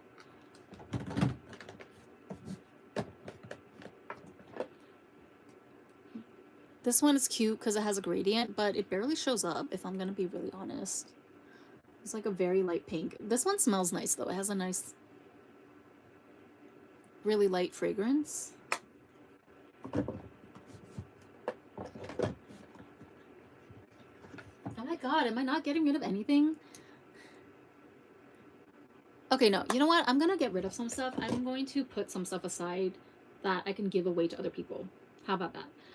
So I'll split the declutter pile into two halves. One, which is just gonna go straight into the bin because they're not really salvageable, and another half, if it's like an actual, you know, expensive brand or I didn't even use it that much, I will put it in like a separate pile for donations. If any of you live in Tokyo or you're gonna be around, okay, please speak up. Don't be shy. Like, if you're interested in any of these items, please don't be shy. These are loose powders. I'm not really a loose powder girl. There's nothing wrong with these. They're totally fine, especially the lavender powder. It's good, but again, okay, you know what? I'm gonna keep the lavender, and I will get rid of the pink because I've never once used this pink powder, as a matter of fact. Once in a blue moon, when I do use the Flower Nose powder, I always reach for the lavender because it gives like a brightening effect. The pink is more of like a blush, to be honest. But then, like, why would I use a blush in this format? It's so fussy for no reason. I have so many pink blushes, like actual powder pink blushes that are so much easier and less messy to use than this. So I'm gonna put this in the giveaway pile. And this cream blush can go along with that as well because I don't even like this color. The cream blush, the Flower cream blush formulation is not bad at all. I'm just saying, like, for me in particular, if I'm gonna deal with any type of liquid or cream for a blush, it needs to be completely weightless, and like I need to be able to not feel it at all on my skin, or else I just feel like it's not worth it, you know? Oh my god, this is so, do you guys remember this? This is so nostalgic. This is part of the RMK Ukiyo Modern Ukiyo Modern collection from a while back. And high-key, low-key, it was pretty disappointing as a collection because it's just like a really difficult, it's not bad quality, but it's a really difficult product to use. These are cream eyeshadows, and you know, the colors are unconventional. So at the time, I was kind of thrown for a loop as to what I was supposed to do with these. Nowadays, I feel like I'm more in my creative bag when it comes to makeup. I could definitely think of a way to incorporate these into my makeup. Okay, especially like the white. I feel like this could be really useful actually for certain eyeshadow looks. So I'll hold on to this one. I think there were like 4 in total. I think I actually got rid of a couple already, but oh wait, there's more drawers. This is another nostalgic item for me. This Hedwig Super Shock highlighter from the Harry Potter collection. I remember, look, I even hit pan. I used this like all day, every day for my inner corner highlight at one point, and it's still blinding. Look at that.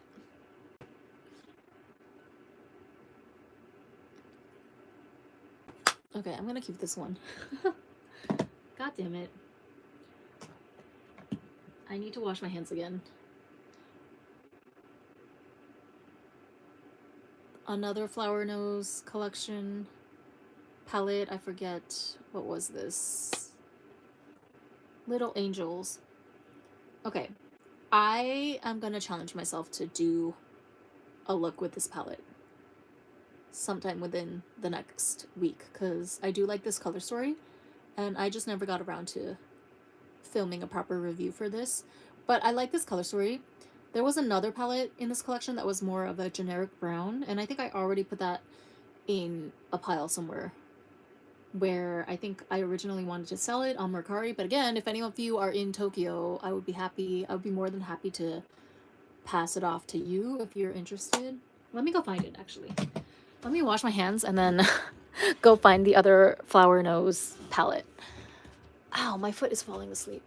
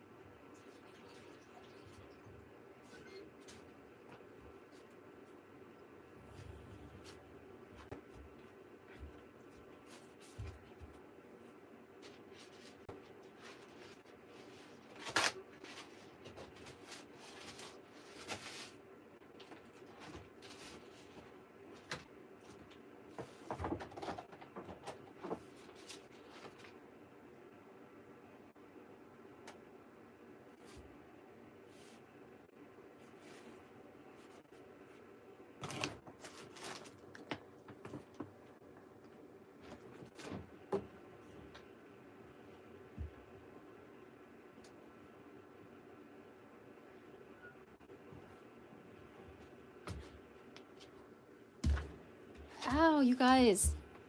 My entire right foot is like asleep. Okay, I need to I need to sit like this with my legs out. Can you see in the mirror?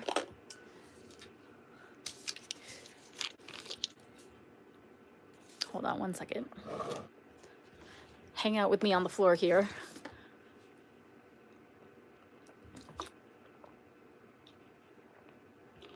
Not me splashing my entire face with this drink. With not a paper towel in sight. Are you kidding me? Okay, I have a towel here. Okay, I found the other Flower Nose Little Angels palette. Yeah, this one I have like zero emotional pull towards, so I don't want this one. Either I'm selling it, or if one of you wants to claim dibs on it, you are more than free to in the chat or in the comments below if you're watching this on replay. And then this is another, okay, wait, Everything is like not together. That's a huge pet peeve that I'm also hoping I can rectify after decluttering everything. Then I can actually just like organize the way that I want and have my collection come together all neat and tidy. Okay, so I have these two Dior blushes, right? I like this one, the purple and the pink, and I don't really care about this one because it's beautiful, but it's coral, and I'm not a coral girly, so I'm gonna sell this one on Mercari. Put that pile. I had more, I swear I had more cream blushes from Flower Nose that I want to get rid of. This one can go back in here. Where did they go? Where is all my stuff?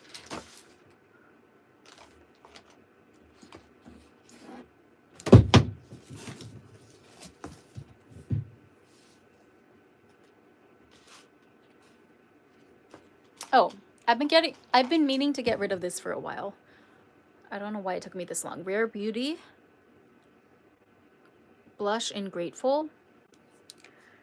This is like a bright red. I don't know why I was so obsessed with this for a while. Like I used it every single day after I initially bought it, but then later on I realized that, or I felt that it just didn't match my skin tone anymore. Like it's very, very, it has that neon undertone that I really like to avoid these days.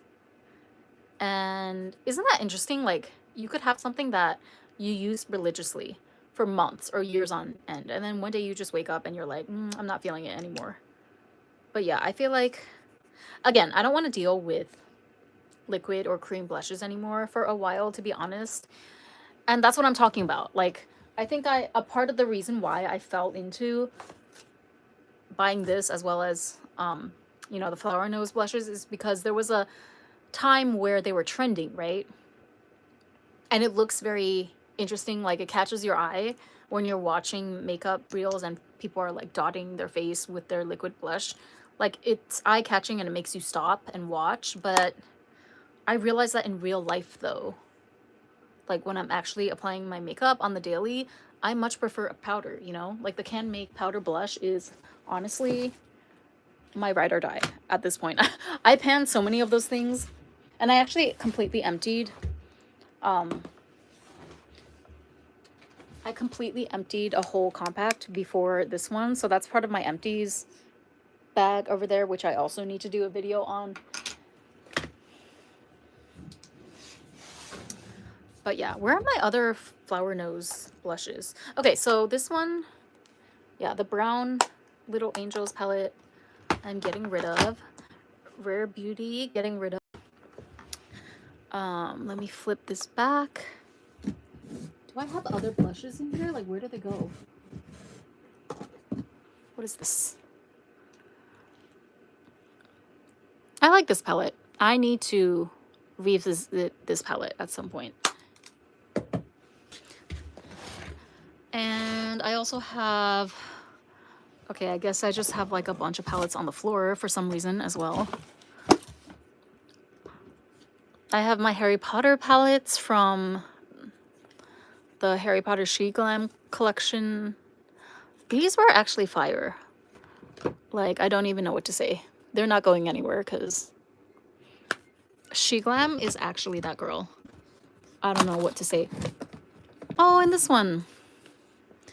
You guys, another palette that Judy gave me. She's so generous. ColourPop and Bratz.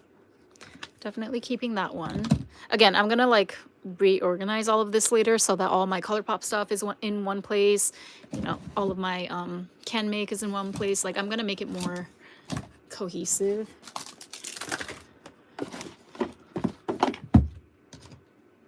Okay, this is so old. Holy crap. Chifure. This was from back in the day. Okay. I'm trying to stop swatching everything, because then I have to like stop and go wash my hands every time. But how else are you guys gonna see though? It is actually so pigmented. Like, it's actually so impressive. This was a 700 something yen budget palette. Okay, I'm gonna keep it. Damn it. Okay, I'm getting rid of this one. This one is so old, like 7 years old. This was one of the first palettes that I reviewed on my channel. It's from Sweet Sweets. Notice how nobody is talking about this brand, but this is an OG. However, it's nothing special. These are not... Yeah. See, the glitter is not even that pigmented. Okay. I was scared for a second. I was like, you better not be good or else... Like, stop making this hard for me. Ooh, that's pretty glittery. But no, this is like... This is nothing special. It's nostalgic. Okay, I'm gonna stare at it for one last second. Okay, thank you so much for your service, but it's time to say goodbye. I've had this for like the better part of a decade now. Getting rid of that. Sheepy Sheepy. This was in my terracotta phase. So I went through like a coral phase and a terracotta phase, right? Terracotta is also basically just the deeper version of coral. And even though this is a great palette, like the pigmentation and everything is great, I have not reached for this in years because I don't wear these colors anymore, you know? Sheepy Sheepy is not really talked about that much either. But these are good shades though. Like, look at this pigmentation. Ooh, yeah, that's a good formula. Damn it.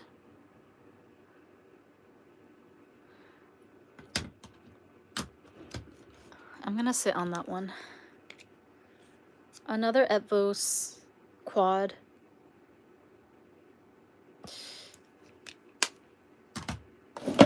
I'm going to wipe my hands. But I'm doing okay, guys. I have actually quite a pile in front of me. I'll show you the finished pile later of all the items I'm decluttering this time.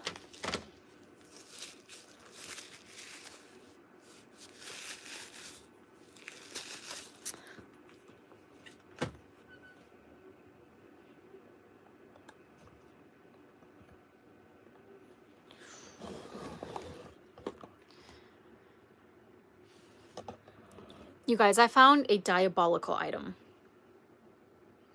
Are you ready? And this one is like getting decluttered immediately for sure. In fact, I might even try to destroy it for fun, for shits and giggles. This Vani Cosmetics glitter palette. Worst product I've ever tried in my entire life. Okay.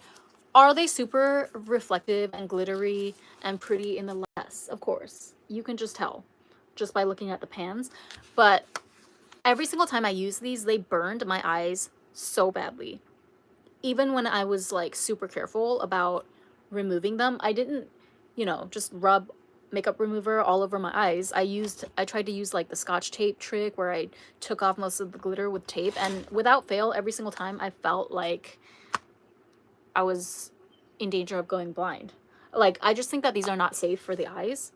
And this was back in the day when Vani Cosmetics was really just starting off on Instagram. I feel like they've gotten better maybe in recent years. I mean, they still exist as a brand, and there are people that give her good reviews, so I guess, you know, no hate or anything, but I just, like, I bought these when this brand first came around, and I just remember being appalled at the quality. It was extremely DIY. It looked like someone was just putting together these pans in their basement, which I think was literally the case when she first started out. So I don't know if she's still like that homegrown at the moment, but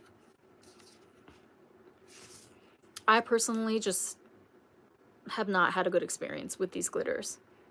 And it bothers me that I think she still uses like one of my swatch videos that I made on her Instagram page, like the official Vani Cosmetics page, which I'm not really happy about.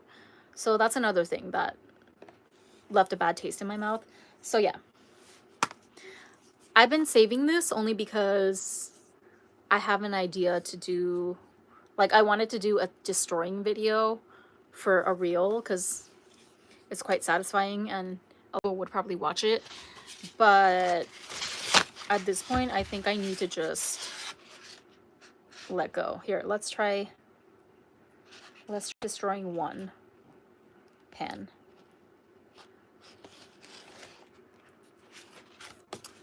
See, look at this crap. It's like,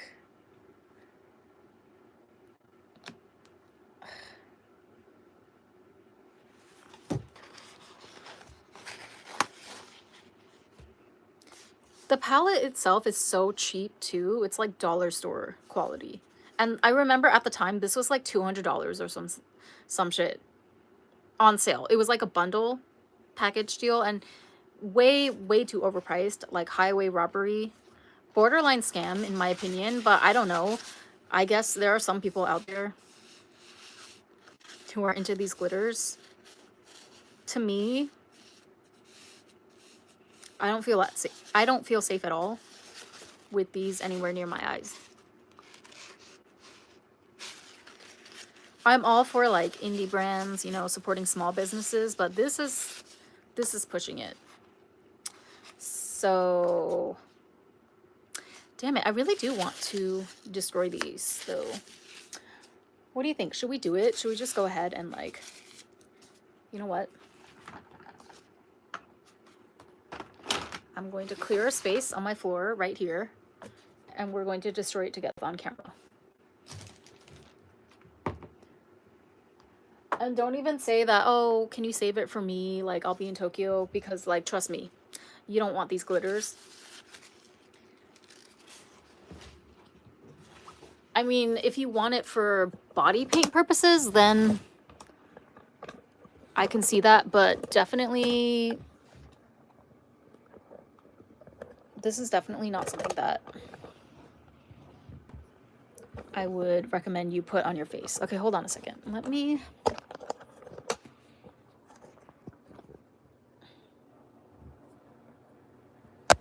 adjust the camera. Wait.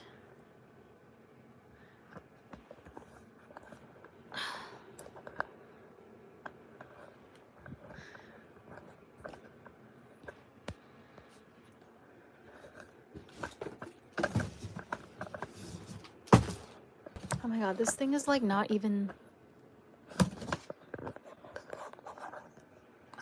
Hold on, this stand is so cheap and flimsy. See, that's another reason why I'm just, like, I'm not willing to spend money anymore on makeup this year.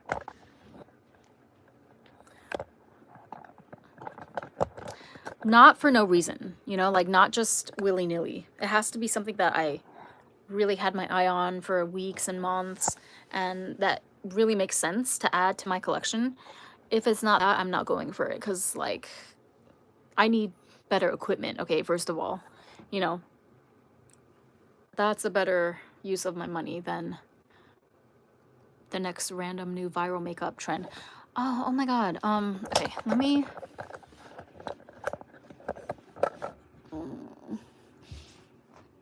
starting to regret this idea.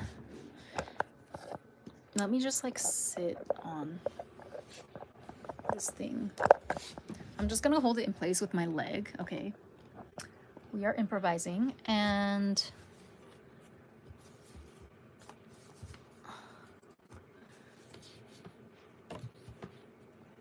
I am gonna take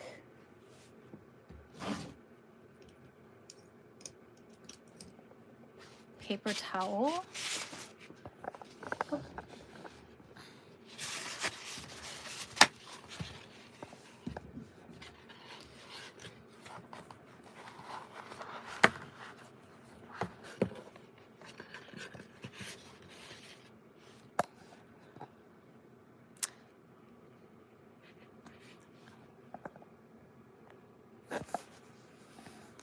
And just start destroying. See, look, it doesn't even like, it's not even stuck in the pan.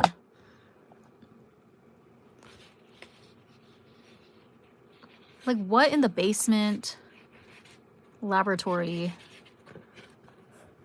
crap is this?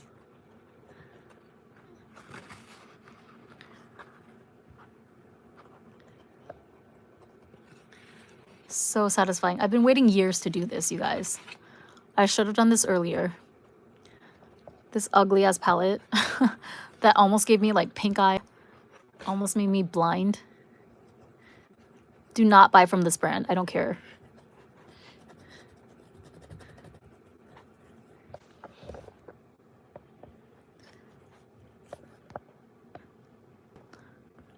Absolute trash.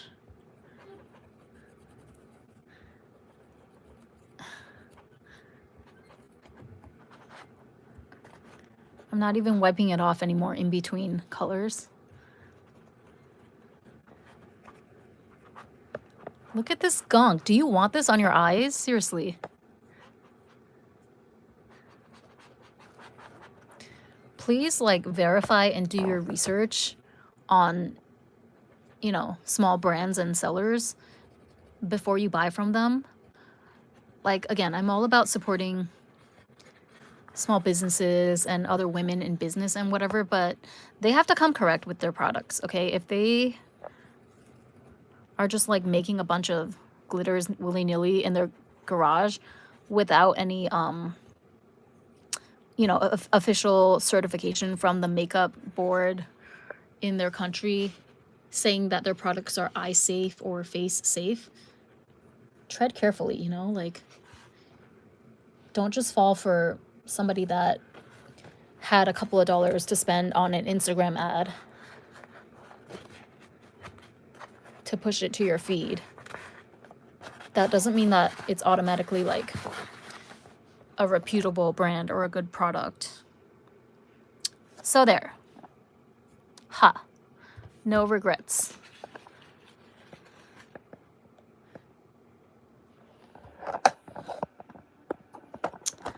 That felt good.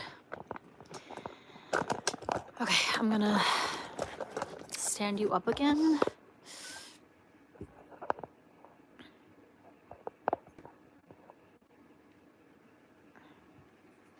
We are putting this in the trash right now. Where's my trash bag? Let me open a new trash bag.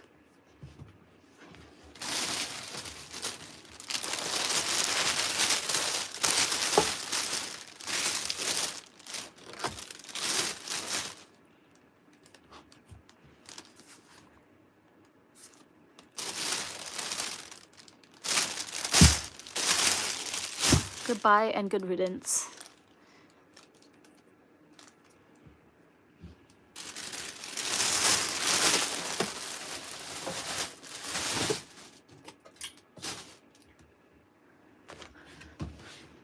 No, honestly, I'm not trying to like hate on that girl's business or anything, but those glitters irritated my eyes so badly. Like, it was painful. It was not a joke, okay? I thought I had a lot more. Oh, we have a whole drawer that we gotta get to at the top there. So I'm gonna have to do this with one hand, but just bear with me. Oh my god, I have perfumes too, I forgot. You guys want to see, like, okay, this is literally just on top of my microwave, and then I have this random capybara vase.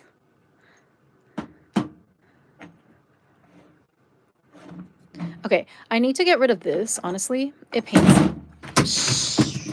Crap. Okay. This is from my favorite perfume brand in the UAE. It's called Swiss Arabian.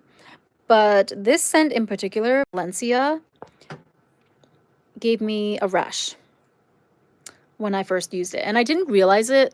Like, okay, it actually gave me a rash when I tried the tester in stores the first time. But at the time, I didn't make the connection that it was from the perfume. So I ended up buying this because I really liked the scent. But the problem is something in here either I'm allergic to or is just a very like inflammatory ingredient. So I'm afraid to even give this to anyone else, because what if they also get a rash, right? And it sucks because this is a huge bottle.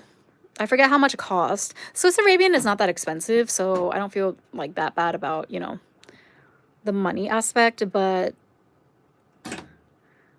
the fact that it's such a huge bottle and I can't even use it. I tried to use it as like air freshener, or, you know, sometimes like sprayed on my clothes, but then whenever I would wear that piece of clothing, I would feel a little bit itchy. Yeah, I'm not exaggerating. Like this is, you know, toxic basically at this point.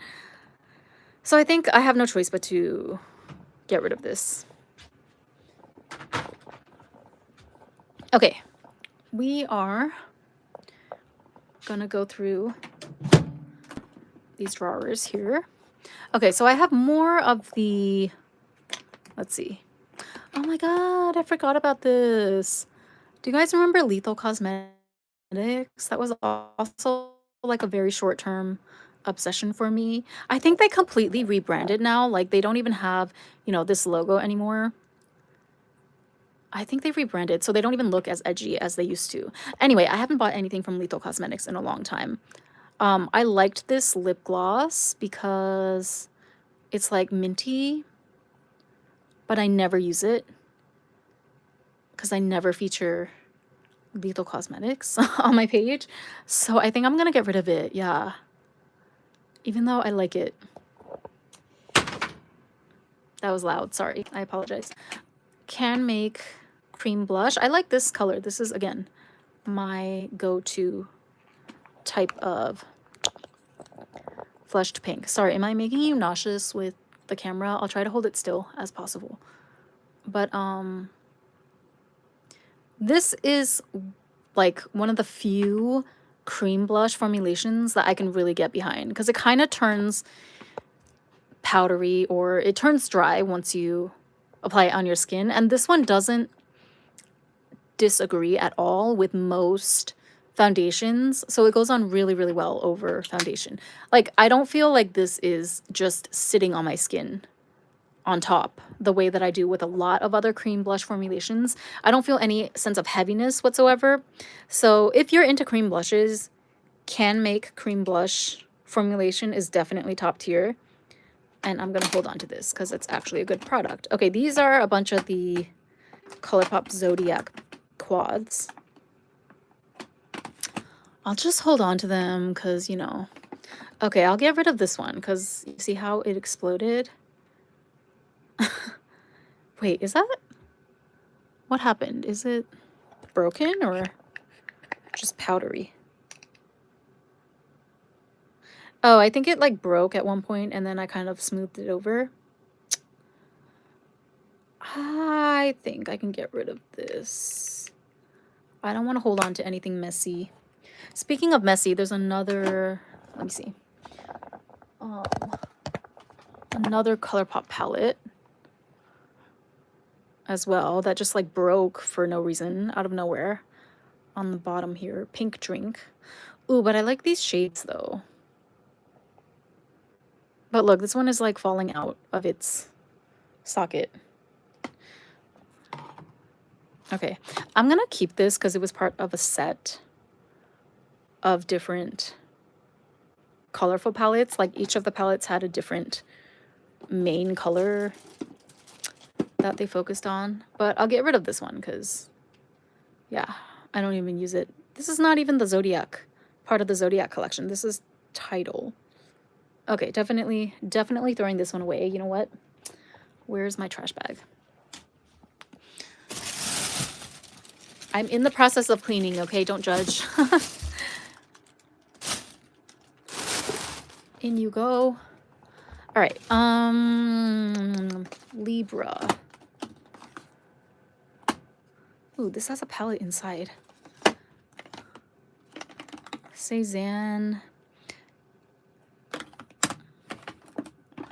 Those are good. This was the random yellow blush from Can Make. Oh, I thought it was Cezanne. But yeah, this is the one yellow blush that I have for whatever reason. And this blush. Okay, let's be real. I'm not gonna use this. Oh wait, no, this one is lilac. I don't think I'm gonna use this. I'm gonna get rid of this one.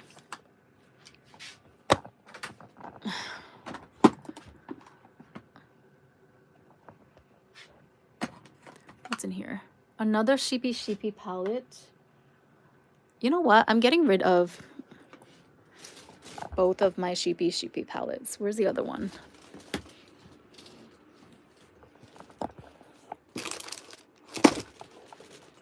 Because I don't even like this color. I don't even like these colors. I'm so like the opposite of a terracotta girl now. If I were to even dabble in browns,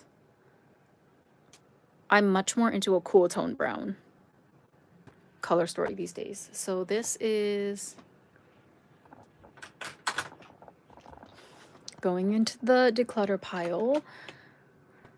Oh my god, this palette was so disappointing. The actual formula is like very, very underwhelming.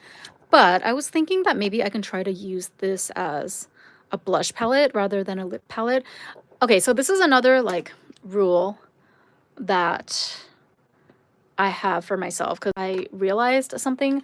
I'm gonna make a new rule that I'm not allowed to buy any lip products that involve like me having to use a brush to apply the lip product, if that makes sense. So lip palettes, basically like this, even though this one is technically a lip and cheek palette, you can see here, lip and cheek palette phone, right?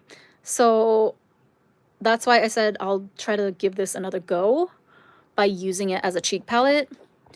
But yeah, any type of like lip palette where I have to use a brush, I know for a fact that I'm not going to reach for it ever. Because I don't want to deal with the cleanup process for a lip brush. How do you even clean lip brushes? Like, can someone tell me? I feel like no matter how much I wash a lip brush, there's always like still some oily or sticky residue left on it from the lip product. So, yeah, that's a big reason as to why I'm not a fan of lip palettes. Plus, also just because it's like unnecessarily difficult, you know? Just use a lipstick. Like that's what lipsticks are designed for, so that you don't have to use 3 different tools in order to get color on your lips. So, but I'm gonna keep this because like I'm gonna use it as a, try to use it as a cheek palette, and then if I still hate the formula after that, I might get rid of it. Even though it's so cute. Again, if you're in Tokyo or you're gonna be here soon and you want this, holler at me. Can make, this one is kind of old. It's one of their Bijou Juicy Pure Eyes. Never mind. This one is pretty cute, actually. I'll keep it. Oh my god, this one. Okay, so you guys know I'm not the biggest fan of Can Make eyeshadows, eyeshadow palettes, and yeah, just their eyeshadow formula in general. The only palette that I really consider like a holy grail from Can Make, it's not this shade, but their Plumpuku Coordinate Eyes palette for the under eye area. Since it's specifically made for the purpose of the tear bag area, I like these. But their eyeshadow palettes, I've never been impressed. And I feel like I need to stand 10 toes down on that, you know? Because I keep going back and forth sometimes just with the fact that Can Make is always so viral every time they come out with a new product. So it's like guaranteed views for me. But I feel like this is one of those cases where I need to stick to my principles. I don't like the quality of their eyeshadows. I just feel like they're not, like they're super sheer, and I don't know. Even for a sheer eyeshadow, I just feel like they're not good quality. And I kind of just want to stick to my principles there. There's so many other eyeshadows that develop. There's so many other eyeshadow brands and formulas that deserve the platform on my channel. It's never been Can Make, you know, like she's never been that girl when it comes to eyeshadows. So I think, you know what, I'm gonna get rid of this. Even though Perfect Stylist Eyes is a very popular series, right? And I will say that of all the color stories in this series, 28 is probably the most pigmented one, the Perfect Stylist Eyes. However, again, as you can see, this is a very terracotta moment, and I'm no longer in my terracotta era. So therefore, we're getting rid of this. Okay, good. You know what? I'm gonna get rid of this while I'm at it. Because why hold on to...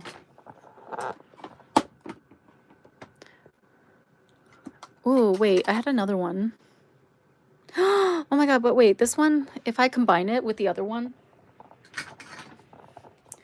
this kind of gives me like Arabian Night vibes. Like the packaging and the shades and everything. Okay, fine, I'll keep these. I will keep these just because I feel like these palettes in particular are not talked about so much from the Can Make range. So yeah, I'll keep these.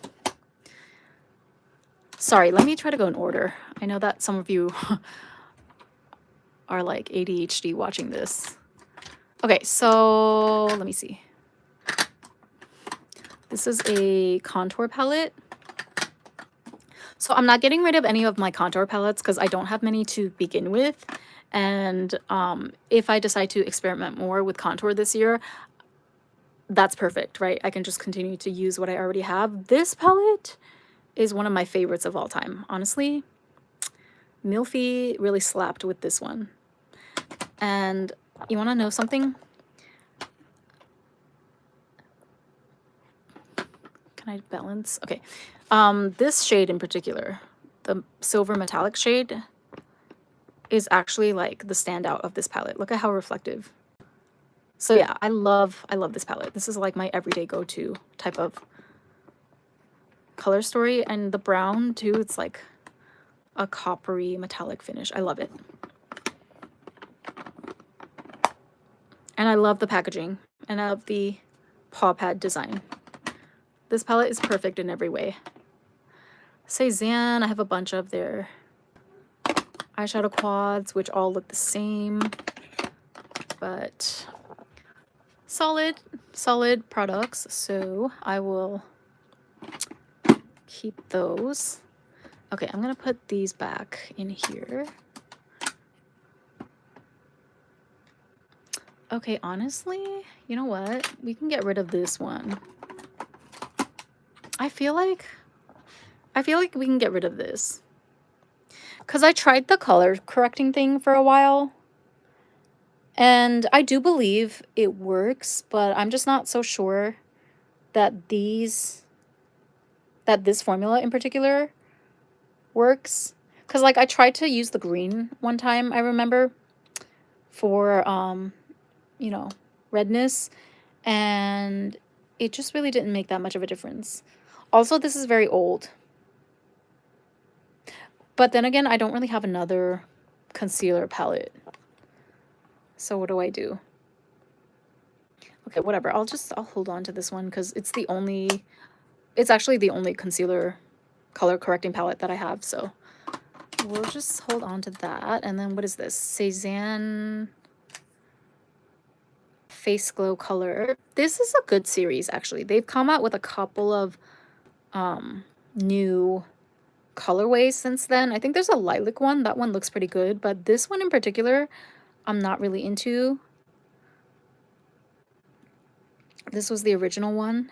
Apricot Glow. I mean, it's fine, whatever. But again, cream products for cheeks, I'm not into these days. But I'll hold on to it because it's Cezanne, and they have a good track record with me, so I will hold on to my Cezanne stuff. Okay, is there anything here? Ooh, that Vise trio. I need to revisit at some point. Okay, let me remind myself.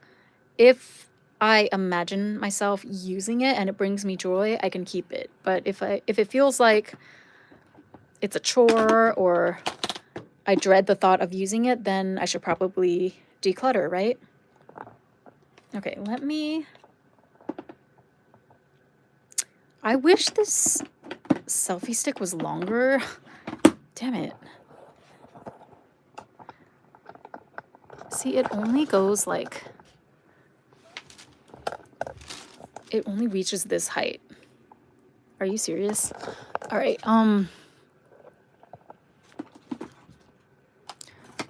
let me just switch hands. Okay, so Lethal Cosmetics again. I used to use this brown shade. This was the only single that I kept from Lethal Cosmetics that I used to use for my hairline sometimes if I wanted to darken up like my bald spots. But nowadays I have a special tool that I use specifically for that. And it's this baby right here. This is just like, you know, it comes with a sponge and you just directly apply it to your hairline and it works fabulously. And it looks like slightly more natural than a straight up eyeshadow. So I think I can let go of this as well as the blush because I'm never gonna like reach in here just to use a random Lethal Cosmetics blush. Should I get rid of the palette too though? Because I feel like Z palette is also so nostalgic. Like, you know what? I'm gonna keep the palette. You guys can roll your eyes, but I had to hunt down the last like 5 Z palettes at a certain time on Amazon Japan. And I was very, very satisfied, okay, to be able to get my hands on these. So I'm gonna keep the palette, but we're throwing away these two.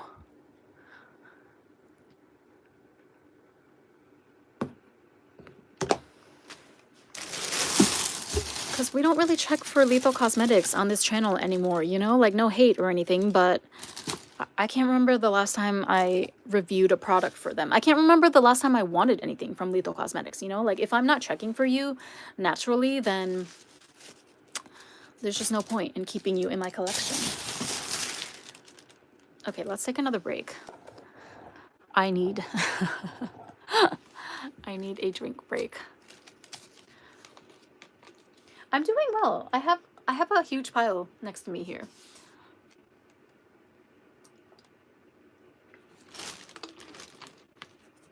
I could have sworn I had like a container of even more just little random miscellaneous palettes from random brands that I've that I tried over the years.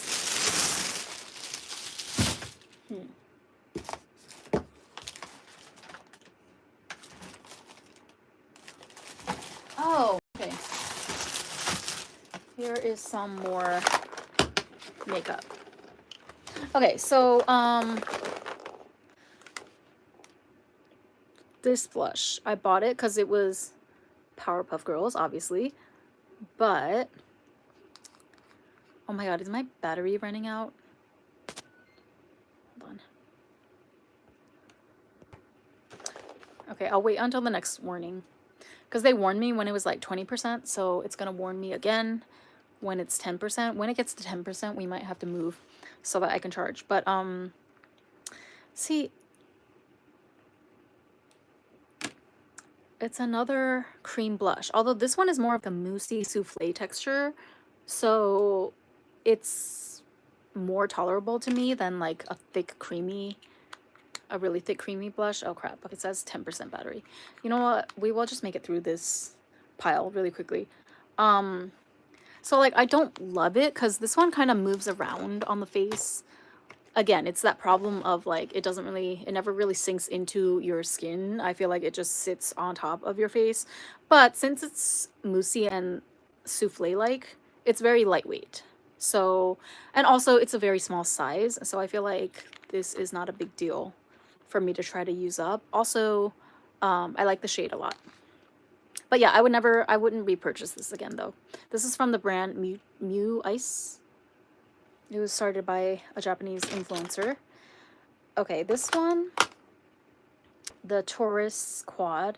I'm just gonna keep with all the other ColourPop Zodiac palettes for now. Ooh, this one. Remember this collection from Kate? It had like the most mind-blowing artwork ever. The artist's name, I'm so sorry. But I almost forgot about this palette. Okay, I'm holding on to that though, because we appreciate art over here.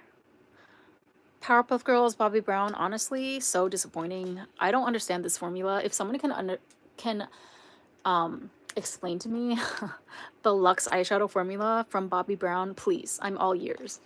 But I just like, I don't understand. What is that?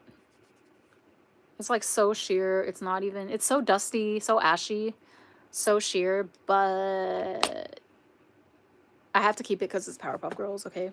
Or if anyone wants it, you know, just holler at me. Let me see. Anything here I can get rid of? Honestly, this was like the cyberpunky collection that Kate released last year, and it's literally just a color changing blush. Although I can see myself using it. Why do I have so many cream blushes? Like, that's the thing. I need to cut down on the cream blushes. So speaking of, right, I found the other 4 Flower Nose cream blushes. And I might be ready to get rid of all of these. Ooh, definitely getting rid of this. I hate this shade so much. I have a special hatred in my heart for that neon pink, like, highlighter shade. I'm not into brown. Is this brown or is it... Does it like come off more pink? See, it's so thick. That's the thing. It just depends on your personal preference. Like, I know some people don't really mind. It has good color payoff and everything, but for me, I just feel like I don't like to feel it on my face for the entire day, you know? It feels heavy if I have to leave on my makeup for hours and I have a heavy cream blush on top of my foundation and everything. Yeah, I don't want this. I'm just looking for, like, is there a shade that I can't ignore that is really good? And the answer is no. I don't want these beige shades. Anybody that wants these, again, hit me up.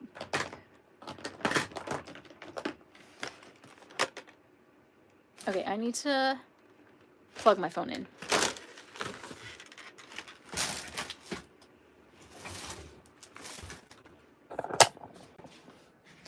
I think, oh wait, we have to go through this drawer, the rest of this drawer really quickly. Hold on. More Odin's Eye. Rimmel. I'm only going to keep this for that lime green, mint green shade. Excel Blue blush. Remember when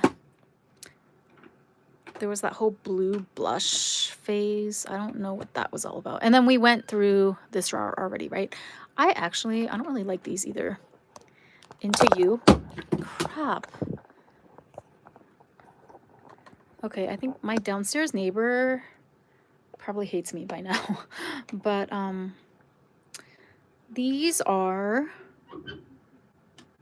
the, what are these called? Concealer palettes?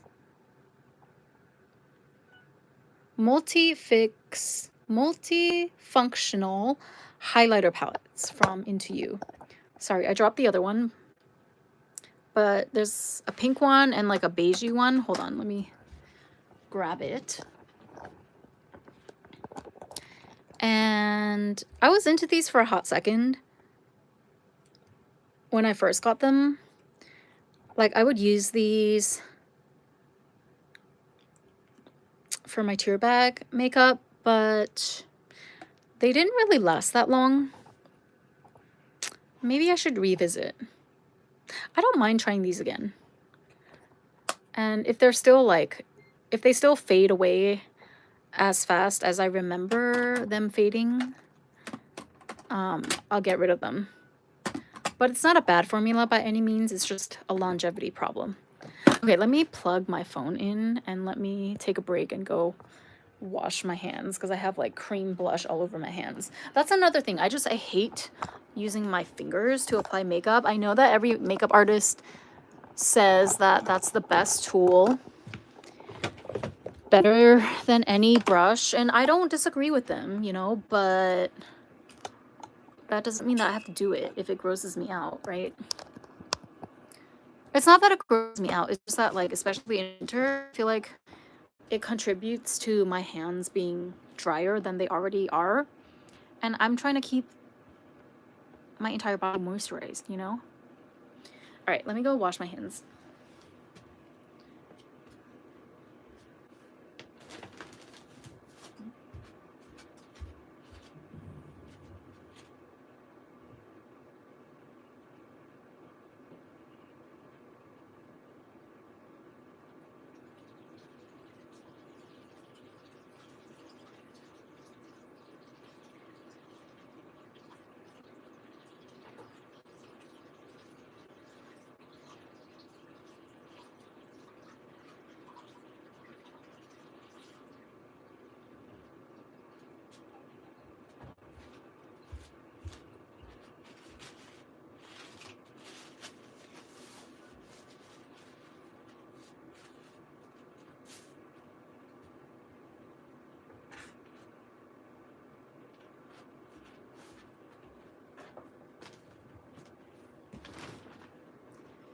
You guys want to say hi to Maxine? Maxine! Ugh, stinky. I just had to rinse her feet because she was like, she stepped in her own poo. So I had to rinse her off a little bit, and that's why her feet are wet.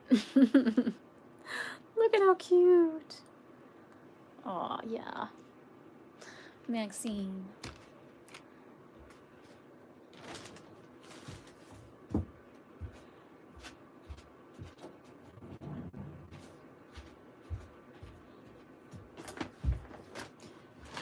Okay, so I think I got pretty far today, actually. Didn't feel like a lot at first, but then, you know what? Give me 1 second.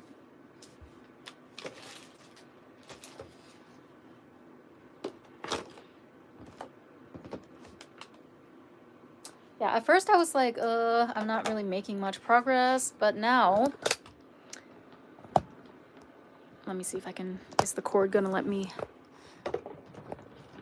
move the camera?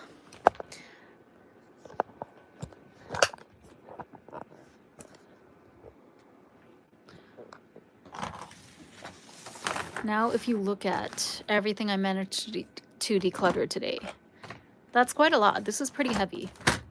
Okay, so I'm going to separate them into trash and donate piles based on the value and the condition of the item. This side is trash.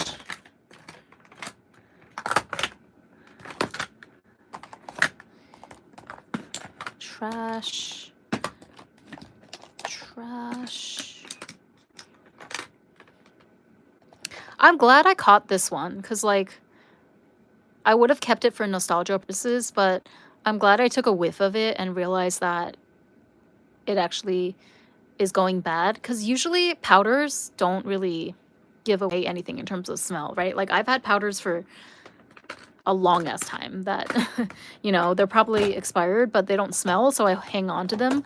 But the one actually started to smell even though it's a powder, so that's how you know that it's way overdue for me to get rid of that. All right, so I'm getting rid of this one.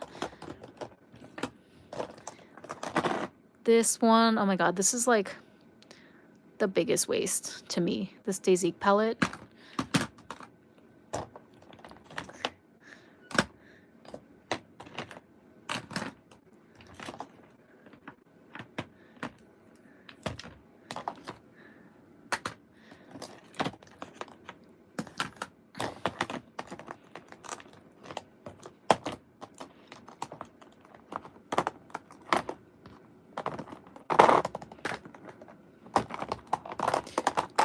Okay, there we go. Trash, donate. I think we can end it here tonight. I think this is a productive session. Okay, thank you so much for hanging out with me, and I will come online later this week. Not too much later, I hope, to talk about my Dubai trip as well as my experience at the beauty pageant on January 4th, which I won a Grand Prix for. Actually, do you guys want to see Prix really quickly? For those of you who have time and still want to hang out for a bit. Okay, makeup declutter portion of today is done. Let me go ahead and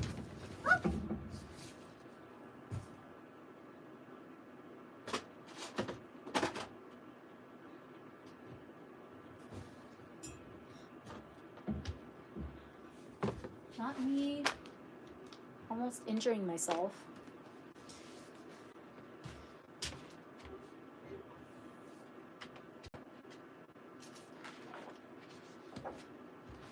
So, this is my award certificate. I won for the Mandarin Japan contest, Chinese speech.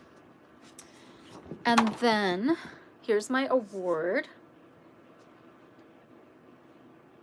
Oh, it's backwards, but Tokyo Mandarin Award 2025, 8th Mandarin Japan Award.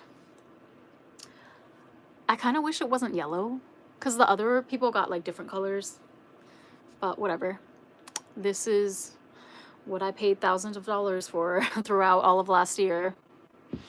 We're gonna get into that, but well, I didn't pay like thousands and thousands, you know, maybe like 1,000 cumulatively, but some people definitely invested thousands with an S into this pageant.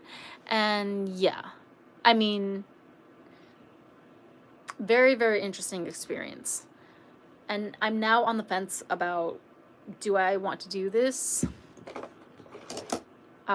next year or this year, like 2026? Do I want to participate in their next event, which is already announced for April 26th? Or should I get some new hobbies? Should I spend my money on more beneficial, potentially life-changing events? I mean, like, I had a goal, okay, last year. I knew I was going to manifest some form of prize one way or another. Don't get it twisted, okay? I'm still a master manifester at the end of the day. I know what I'm doing. So the fact that I have this trophy, this award in my hands right now, that means that everything went according to plan. But now I'm like, okay, where do I go from here? Because I'm kind of like elevated into, you know, not the upper echelon, but I'm like a step above all of the other participants at this point who haven't won a Grand Prix. I've joined the ranks of the Grand Prix holders, right, in the organization. So I'm not sure like exactly what that entails for the rest of this year. I keep hearing that they're gonna start reaching out to me for more events and appearances or whatever this year, but so far it's been crickets. So I don't know. It's already January 20th. Maybe it'll come later on, maybe after the month of January when everyone gets situated and calms down their New Year's vacation and stuff. Maybe that's when things will pick up. But again, I mean, if they're like, if they want to invite me to events just so that they can charge me more entrance fees, then I might have to draw a line there, because like I said, there's more worthwhile things that my money could be going towards. But yeah, I just wanted to point out also, in this award certificate, they said that I was going to be awarded 100,000 yen worth of cosmetics. 100,000 yen.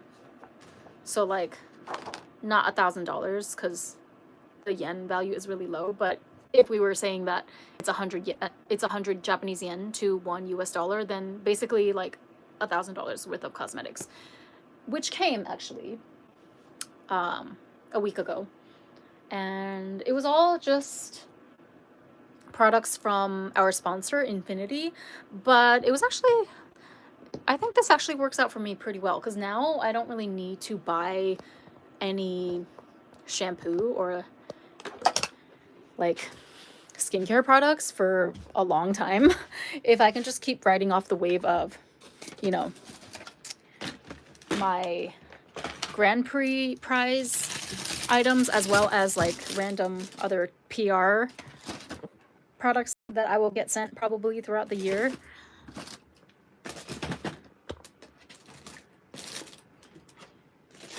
If I can rely on that to supply me with like the bulk of my skincare items this year, that would be great, because anything that I don't have to spend money on is welcome by me. So sorry, I'm just trying to clean out this area because I have so much stuff. But let me show you box. Now, does this actually all tally up to 100,000 yen? I'm not sure. I'm skeptical. I'm side-eyeing. But anyway, it's not about the prize. It's about the title. Holding the title of a Grand Prix winner. Holding the title of Grand Prix winner now, right? But yeah, this is the box that they sent me. Honestly, like mostly skincare. Collagen. Yeah, lots of collagen items. Okay, so face masks, vitamin supplements, what is this? Rose oil, something. Ow. Leg is falling asleep again. Anyway, some sort of health and beauty supplement, right? Shampoo and conditioner, My Lover's shampoo and conditioner. This is actually available on YesStyle, and I was actually very curious about this shampoo because I've seen them give it out as prizes in other, like the smaller pageants throughout the year, and I was always curious about how it works. So I'm glad that they give me like 2 sets. That means I don't have to buy shampoo anymore either for the rest of this year. More face masks. Yeah, collagen. I think maybe these are like the more pricey items, you know, the collagen supplements and whatnot. But I don't know. I have a feeling like if I wanted to be petty and go over to their website and actually tally up the retail price of all of these items, I highly doubt that it would reach 100,000 yen in value. Just being real, but again, I'm not complaining. Premium serum. I think this is also like a high ticket item.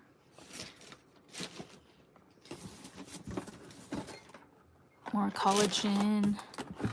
Tweezers. I already have these tweezers. Actually, I want it as one of the prizes for the Halloween costume party. I won best performance for Chipao, and they gave me a tweezer in pink already. So these are actually good tweezers. And since I'm using individual lashes now, I actually have a need for tweezers. Oh, this is another item that I was kind of curious about that they would pass out at previous events as well. The hairbrush, Parsa Ultimate Hairbrush, and I guess it's made in Germany. Designed, developed in Germany. I'm not sure how that's significant, but anyway, I have a new hairbrush, right? Detangling. This is tea. I have so much tea, you guys. The problem is I don't have a kettle, so I have no way to boil water. Maybe I should get a kettle. Yeah, maybe I should I need to get a few adult things in order this year, sure.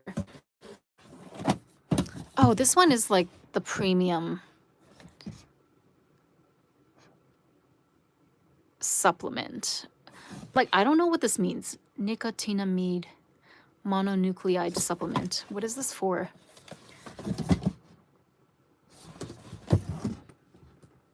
Oh my God.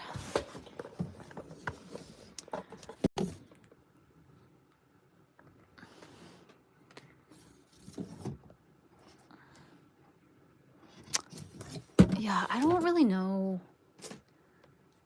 I'm not sure, like, how am I going to take these supplements?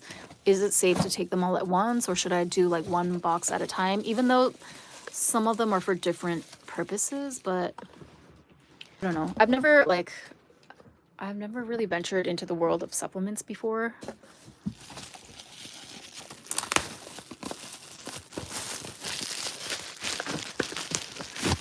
What is this? Freeze-dried serum. Wow, okay. Interesting. And what is this? Enzyme drink. I'm not really a drink supplement kind of person. If anyone wants this, let me know. What is this? Fragrance shampoo and treatment. This is another hair product. Oh, these come in packs. Okay, great. This will be amazing. Oh my God, these are travel packs. Excellent. So I'm covered for shampoo and treatment, shampoo and conditioner for my future trips as well. Love it. And then this, they just gave me like a random snack. I think this is not a beauty product. This is from one of their other like foodstuffs manufacturer sponsors. I already ate one actually. Do I think it's very good? Not really, to be honest with you. It's just like Sakura jelly. I'm not a fan of these, to be honest, but whatever. Maybe I'll hold on to them and like give them to people in Dubai next time I go. But this is like heavy. I don't really want to bring this onto a plane or check this in. Yeah, I don't really, this is Sakura flavor. I don't really like Sakura flavored stuff, to be honest with you. It's a pretty flower, but the taste is kind of a more acquired thing. It's kind of salty in a way. It doesn't taste bad, but like, I don't know. It's very overwhelming to me. Not my first choice. Anyway, so that was my beauty pageant Grand Prix prize. And I'm gonna go sit in my chair now after that absolute workout on my legs, crawling through my entire apartment, trying to find all my piles of makeup. But no, I'm happy. I feel like I made a lot of progress with my declutter today. So it is now 4 a.m. and that's my sign to sign off. Okay, I'll catch up with you guys later. Bye. Please ask me any questions in the comments, or if you want me to like talk about something particular next time, don't be shy. Just leave a comment. Bye.